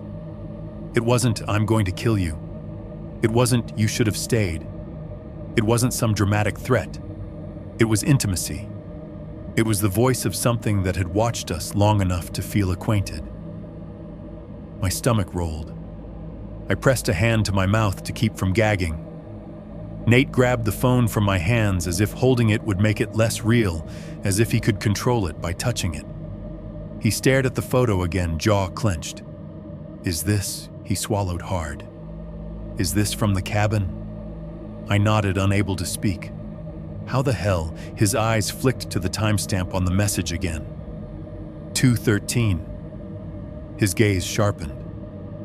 Why 2:13? I didn't answer. There was no answer that didn't sound insane. Nate's breathing went fast. He looked around our bedroom like the walls might be listening, like the phone wasn't the only door. He stood abruptly and crossed to the front door, bare feet, silent on the carpet. He checked the deadbolt. It was locked. Then he checked it again. Then the chain. Then he tested the knob, pulling slightly hard enough to make the door flex in its frame. Locked. He moved to the living room window and pushed aside the curtain, peering out into the courtyard below. I followed him, my body moving on autopilot, the fear driving me like a current. My hands shook. My mouth tasted like metal. Outside, the courtyard was dark and empty. A street lamp cast a pale pool of light onto the sidewalk. A parked car sat unmoving. The maples swayed slightly in the breeze. The neighbor across the way had his balcony light off for once. Nothing stood at the tree line because there was no tree line. Just apartment buildings and normal darkness. Nate's shoulders stayed high. Maybe it's a prank, he said, but his voice didn't carry conviction. Maybe someone hacked what I whispered. They took that photo. Someone was there. Nate turned to me sharply. "We never told anyone the cabin location," he said. "We didn't post it. We barely had service." How had he stopped? His eyes slid down to his bandaged thumb, then back to the phone. The badge. The idea formed in my mind like something crawling out of mud. We brought something out with us. Not a ghost in the cartoon sense. Not a curse. A connection. A thread. I forced myself to breathe. In. Out. Slow. "Check the curtains," I whispered. Nate looked at me confused for a second. Then he understood. He moved through the apartment quickly, pulling each curtain closed more tightly, checking each window latch with nervous hands.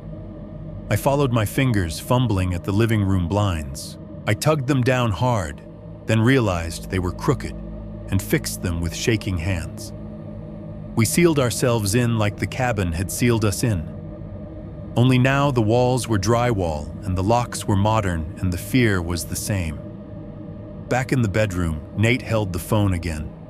He scrolled up and down the message thread, as if more information might appear if he stared hard enough. There was nothing else. No number we could call back easily. No profile picture. No clue. Just that photo and that line. "Nice to finally see you up close." I sat on the edge of the bed and pressed my fingertips to my temples. My skin felt too tight, like it didn't fit. "We need to call Redden," I whispered.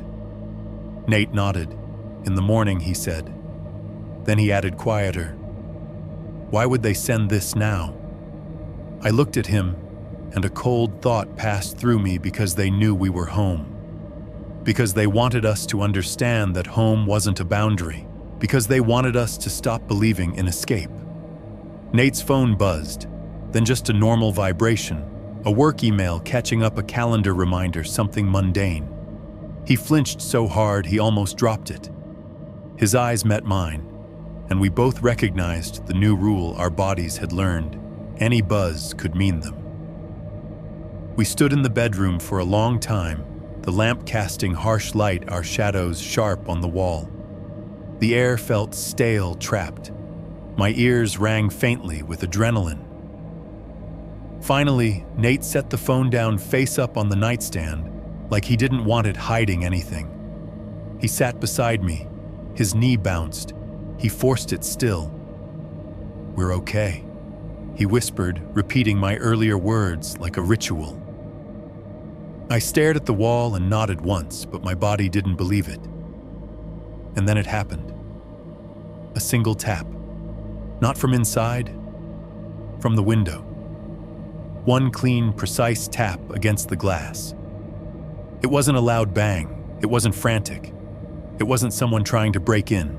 It was the exact kind of sound that a week ago would have meant a branch, a pebble, a bird. But my nervous system didn't live in a week ago anymore. It lived in the cabin. It lived in the scrape and the clink and the knock that had no second knock. My entire body locked. Nate's head snapped toward the window. His eyes widened. He didn't breathe. The apartment went silent in the way rooms do when two people stop moving at the same time. We listened. No second tap. No footsteps outside in the courtyard. No laughter, no voices, no car alarm. Just that single contact and the echo of it inside my bones. Nate stood slowly, his movement careful. He approached the window with the same posture he'd had in the cabin, shoulders tense, feet placed softly, breath held. He reached for the curtain. My hand shot out and grabbed his wrist. He turned his head, eyes flashing frustration. "We have to look," he mouthed. I shook my head hard enough that my hair fell into my face. "No," I whispered. The word tasted like fear. Nate's jaw clenched. He stared at the curtain like it was a test. Then slowly he let his hand drop. We didn't look. We stood in the dark lit bedroom staring at a window we refused to open because we had learned something in the woods that now felt like the only survival rule we had left. Looking is answering. Reacting is feeding. And if something out there was tapping once cleanly, politely, as if it knew exactly what sound would make our hearts stop, then it wasn't trying to get in. It was trying to remind us that it already could. At 2:13 a.m., my phone screen still glowed faintly with the photo of us inside the cabin caught in candlelight like prey. And in the silence that followed the tap, I understood why the message felt so intimate. Because whoever sent it didn't need to introduce itself. It had been watching long enough to think we belonged to it. 5.3 orange fiber morning came like nothing had happened. That was the cruel part of living in an apartment building. The world didn't pause for your fear. People still left for work. Cars still started in the lot below. Someone in the courtyard still laughed too loudly at something on their phone. The upstairs neighbor still stomped across the floor like he was angry at gravity. Sunlight poured through the blinds I'd yanked down too hard the night before, striping the walls in pale gold. It should have made me feel safe. Instead, it made everything look exposed, like daylight was just a brighter stage. Nate sat at my kitchen table with a mug of coffee he barely touched, staring at his phone like it might buzz again at 2:13 on command. His thumb was wrapped in a fresh bandage. The skin around the cut looked redder than yesterday. "We should go to urgent care," I said for the third time. He nodded without looking up. "Yeah," he murmured. Then, after a beat, later, tomorrow, soon, words that used to belong to normal life, words that now felt like a way of postponing the moment you admit something has changed permanently. I opened the message thread again because I couldn't stop myself. The photo was still there, grainy and cruel in the morning light. Us on that stained couch, lit by candlelight, caught in a moment of pretend normalcy. I hovered my thumb over the options block number, delete conversation report junk. A week ago, I would have deleted it instantly, like swiping away a spider. Now my thumb hesitated. Deleting felt wrong. Not morally wrong. Not superstitiously wrong. Wrong in the way you feel when you're about to throw away a receipt before you've left the store. Wrong in the way you feel when someone tells you not to touch something and your hand floats toward it anyway. Wrong like disobedience. I set the phone down face up on the counter as if keeping it visible would keep it contained. Nate's eyes flicked to it then away. "You didn't delete it," he said quietly. "No," I admitted, and my voice dropped without me deciding to. The whisper had lodged itself in my throat like a habit. I don't know why. Nate swallowed. "Because it's proof." The word proof hung between us, heavy and inadequate. It didn't feel like proof. It felt like a leash. We went to urgent care in the late morning, and I tried to let the day be normal. We sat in plastic chairs under harsh fluorescent lights, surrounded by people with coughing kids and sprained ankles and bored expressions. The nurse asked Nate how he cut his thumb, and he said old metal, and that was that. The doctor gave him a tetanus shot and a lecture about rust, and for a moment I almost believed we could frame the entire weekend as a minor accident plus stress. But the doctor wasn't the one who'd heard the scrape. The doctor hadn't seen a figure stand too still at the tree line. The doctor hadn't received a message at 2:13. On the drive home, we didn't talk much. Nate kept checking mirrors. I kept watching the sidewalks, the parking lots, the shadows between buildings, as if expecting a uniform shape to appear where it didn't belong. Back in the apartment, normal life waited for us, laundry baskets, dishes, the smell of stale coffee, the stack of mail. The familiarity didn't clean anything. In the afternoon, Nate finally said what he'd been avoiding. "I didn't give it to Redden," he murmured. I looked up from where I was folding clothes. "What?" He hesitated, then walked to my bedroom and pulled open the nightstand drawer. The wood slid on its track with a soft rasp. He reached inside and took something out. The badge. He'd kept it. My stomach tightened. "Nate, I know," he said quickly, voice low. "I know we shouldn't." But he didn't take it. Redden didn't. He didn't want it. And when you're holding something like that, you don't just... He trailed off, jaw clenched, searching for a sentence that wouldn't sound insane.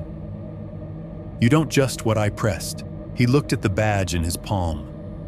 It looked worse in daylight. More corroded, more jagged rust flakes clinging to the edges like dried blood. The Forest Service lettering was still visible, but pitted. The seal in the center was almost erased. "You don't just put it somewhere," he finished quietly. "It feels like... leaving it is dangerous. Keeping it is dangerous. Everything is dangerous." His honesty made my throat tighten. I reached out slowly, not to take it, just to see it up close.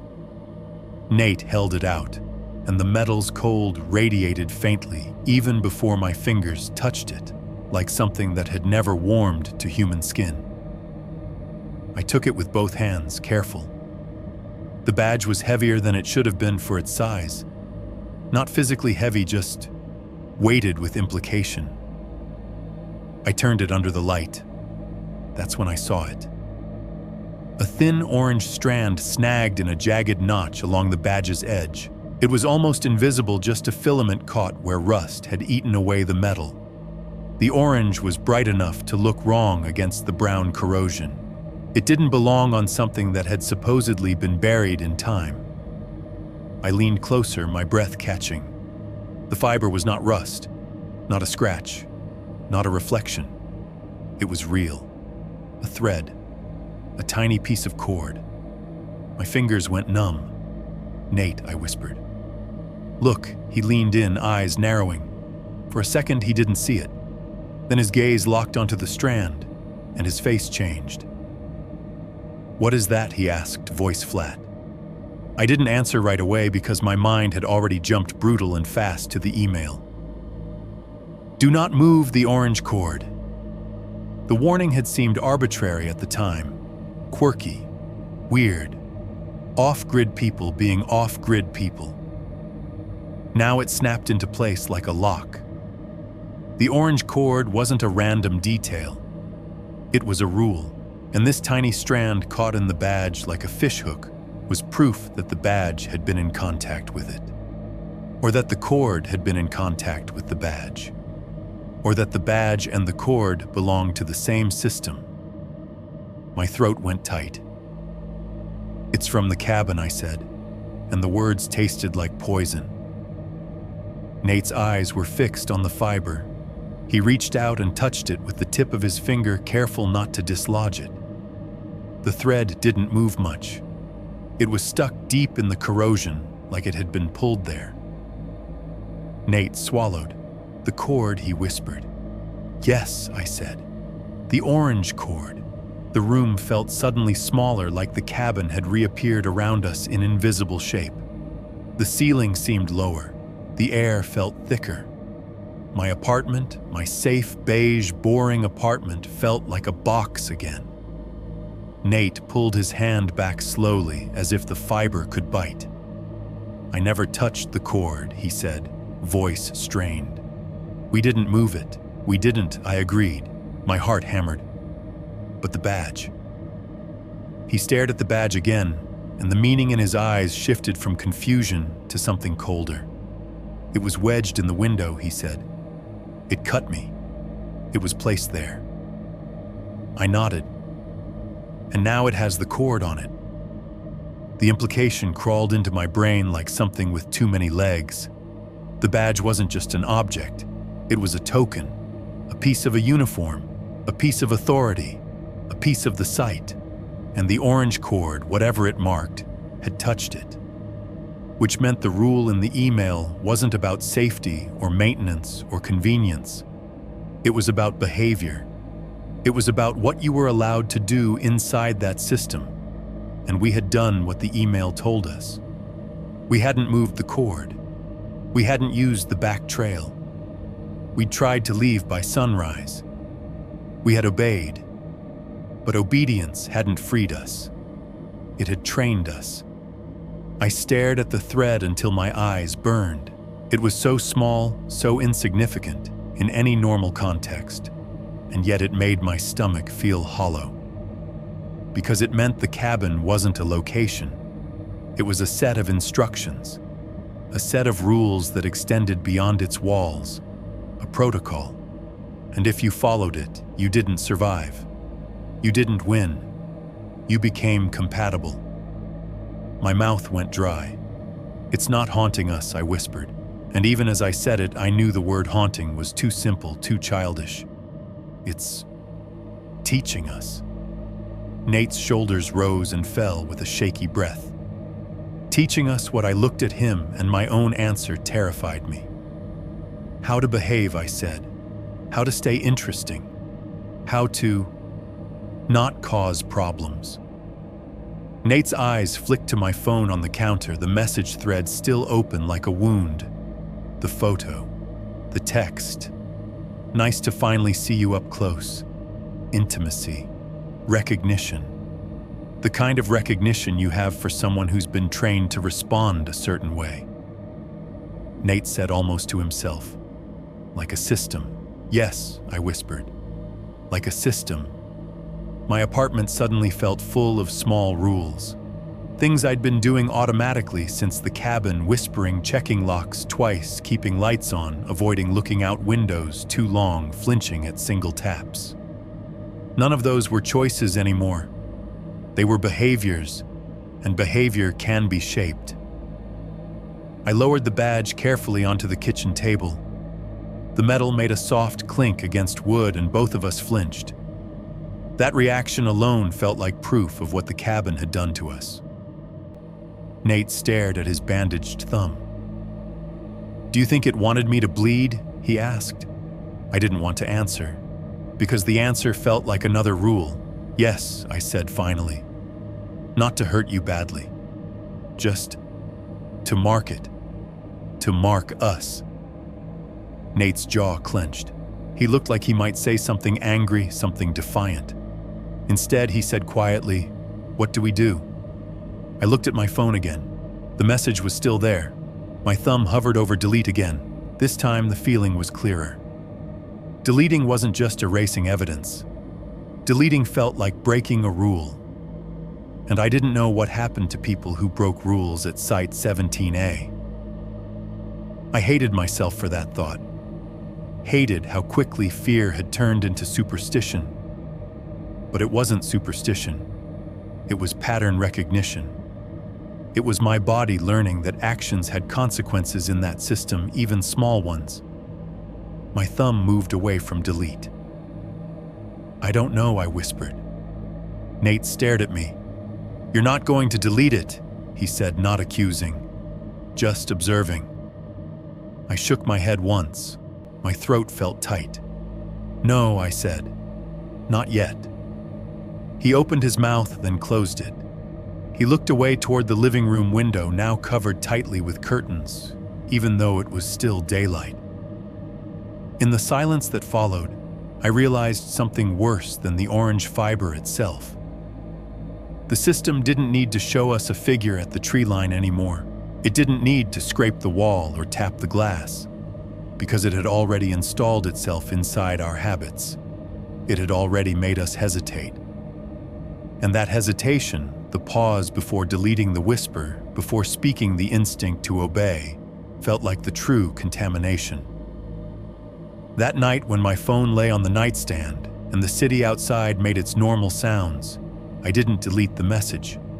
Not because I wanted proof, because deleting it felt like disobedience. 6.1. The investigation that feels like a trap. It started the way obsessions always start, small enough that you can pretend it's reasonable. I told myself I was just doing what anyone would do after something like that. I told myself I needed information so I could make choices. I told myself knowing more would make me safer. But the truth was uglier. I couldn't stand the feeling of being handled. I couldn't stand the idea that there was a system in the woods that could reach into my apartment at 2:13 a.m. and tap the glass once cleanly like a finger on a desk. I needed control the way drowning people need air. So I started searching. The first thing I did was pull up the listing again. It was still in my browser history, the way a wound stays open if you keep touching it. I clicked the link with a tight throat and waited for the page to load. It didn't. A blank white screen, then a gray error message. Something like "page not found." I refreshed. Nothing. I copied the URL into a note, then tried opening it in a different browser. Nothing. The link that had been real enough to take my money was gone like it had never existed. My pulse spiked. My hands went cold. I told myself it was normal people remove listings all the time. Owners change their mind. Platforms take things down. But the rational explanations felt thin.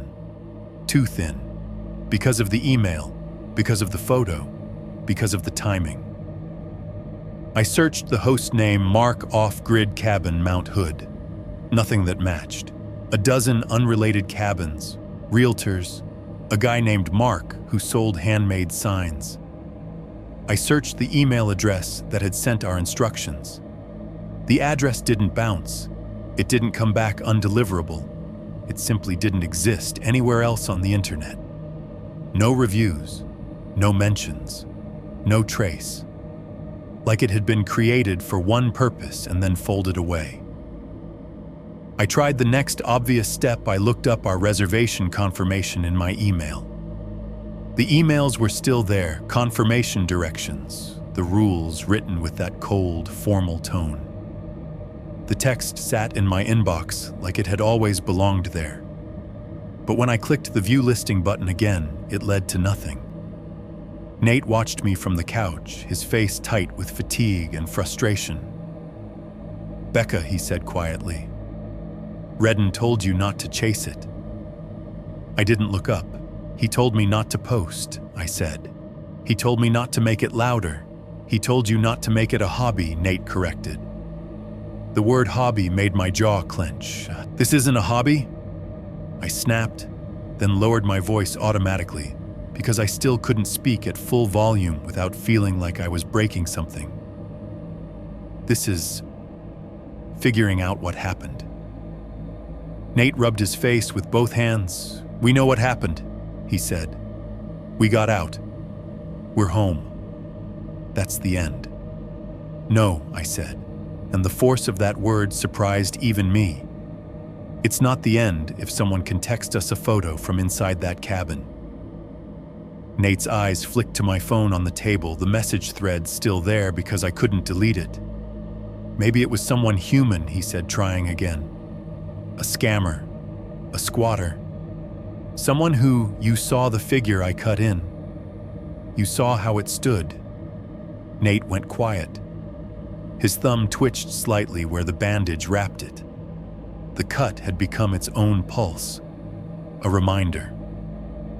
I turned back to my laptop and opened the Wayback Machine. It felt ridiculous, like playing detective in an online ghost story. But it was something I could do, something with steps, something with results. I pasted the URL into the search bar and hit enter. The Wayback Machine churned for a moment and then offered me nothing. No saved snapshots, no history, no archived versions, as if the listing had never been public long enough for anything to capture it, or as if something had scrubbed it clean. I tried again with the main platform domain. I searched by keywords. I searched by cabin descriptions. I found a dozen off-grid cabins and 100 weekend rentals. I found nothing that matched our directions exactly. I clicked through reviews, scanning for familiar phrases. No cell service past rhododendron, keys in lockbox, leave by sunrise. Nothing. Each dead end made my chest tighten. Not because it meant I was wrong, but because it meant the thing I was chasing didn't behave like normal online content. Normal content leaves footprints. This didn't. That night, I joined local Facebook groups. It was the kind of thing I used to roll my eyes at, people selling used furniture, lost dogs, neighborhood drama. But I wasn't looking for drama. I was looking for someone else who'd stumbled into the same trap and survived long enough to complain about it online. I searched Mount Hood cabin scam, Lolo Pass rental, off-grid lockbox. I found a handful of posts about typical scams, fake listings, stolen photos, deposits sent to strangers, people warning each other to book only through verified sites. Then in one group called PNW Hiking and Camping Oregon/Washington, I found a thread from 2 years ago. It wasn't about cabins, it was about weird signs. A guy had posted a photo of a wooden sign nailed to a tree. The lettering was faded but readable: "Do not trespass, U.S. Forest Service Site 17. The comments were a mix of jokes and speculation. Looks fake. Probably locals trying to keep folks out. Maybe a research site like wildlife tracking, not on my map. Weird. Don't mess with Forest Service signs, man." The poster had replied once. Yeah, we turned back. Air felt wrong, like everything went quiet. I stared at that sentence until my eyes burned. Air felt wrong. It was such a simple line. Such a normal way for someone to describe something they didn't have language for. It was also exactly what I'd felt. I clicked the poster's profile. Private, no way to message. I went back to the thread. It was gone. Not deleted by the user, gone in that abrupt, clean way, that happens when a post is removed by admins. The link led to a content unavailable screen. I refreshed. Still unavailable. My chest tightened. It wasn't just that the post was gone. It was that it had existed long enough for me to see it long enough for the sentence to land in my mind, and then it vanished. Like it didn't want to be remembered, or like something wanted me to know I wasn't alone, and then wanted to remind me how easily evidence disappears. I kept digging anyway. Forums, old Reddit threads, local hiking boards with dated layouts and usernames like TrailDad92. I searched terms like condemned cabin Lolo Pass Forest Service badge, found battery terminals unscrewed, off-grid cabin scam rhododendron. Most of what I found was noise. But every now and then, a phrase would spike through the static. Car wouldn't start, battery was messed with. Weird piles on the road like markers. Sign said Site 17A, never heard of it. Cabin isn't supposed to be there. Windows so dirty you couldn't see out. These weren't full stories. They were fragments, half comments, replies buried in unrelated threads. It felt like trying to build a body from bones scattered across miles of forest. And the more I found, the less it felt like a normal scam. Scams are loud. People get angry. People leave reviews. People warn others. There are consequences. This was different. This was quiet. Quiet like fear. Quiet like people who survive something they don't want to speak into reality again. I tried searching for Mitchell Jenkins with Forest Service and Lolo Pass. A few results appeared: old PDFs, meeting minutes, names, and staff directories. Nothing that screamed murder-suicide. Nothing that confirmed Redden's binder story. Then when I clicked one PDF, the page wouldn't load. When I tried another, it redirected to an error. I copied the links into a doc and tried again in an incognito window. Some links worked, some didn't. The pattern wasn't consistent enough to be ordinary broken web pages. It was like the internet was full of doors that opened and closed based on whether you were supposed to see what was behind them. I tried the Wayback Machine again, this time on one of the PDFs that wouldn't open. A snapshot existed. I clicked it. The page loaded for a second text, visible a header, a line with Jenkins in it. Then it refreshed into a blank screen. I stared at my laptop like it had betrayed me. My hands were shaking now, not with adrenaline, but with something colder: anger. I could handle a mystery. I could handle not knowing. What I couldn't handle was the feeling that the act of looking was being noticed. Nate came into the living room and stood behind me. He didn't touch my shoulders the way he usually did when I was stressed. He just looked at the screen, then at the pile of sticky notes I'd started making, then at my face. "You're spiraling," he said gently. "I'm researching," I corrected. He exhaled. "Becca, you're feeding it." The sentence made my stomach twist because it sounded like Redden's warning, just in different words. "It likes witnesses. Don't make it louder." I pushed my chair back slightly and turned to look at him. "What do you want me to do?" I asked. My voice rose, and even that small rise made my throat tighten as if the room disapproved. "Just sit here, wait for another message, wait for another photo. Pretend a thing that can reach into our lives doesn't exist." Nate's eyes flicked to the windows, all curtained. "Yes," he said quietly. "I want you to live. I want you to stop handing it your attention." I stared at him. My chest hurt. Not because he was wrong, but because he was right and I couldn't do it. Control is a lie you tell yourself to survive, and I needed that lie. I turned back to the laptop and kept searching anyway, fingers moving on autopilot, chasing fragments, building a map in my head out of vanished posts and half-remembered threads.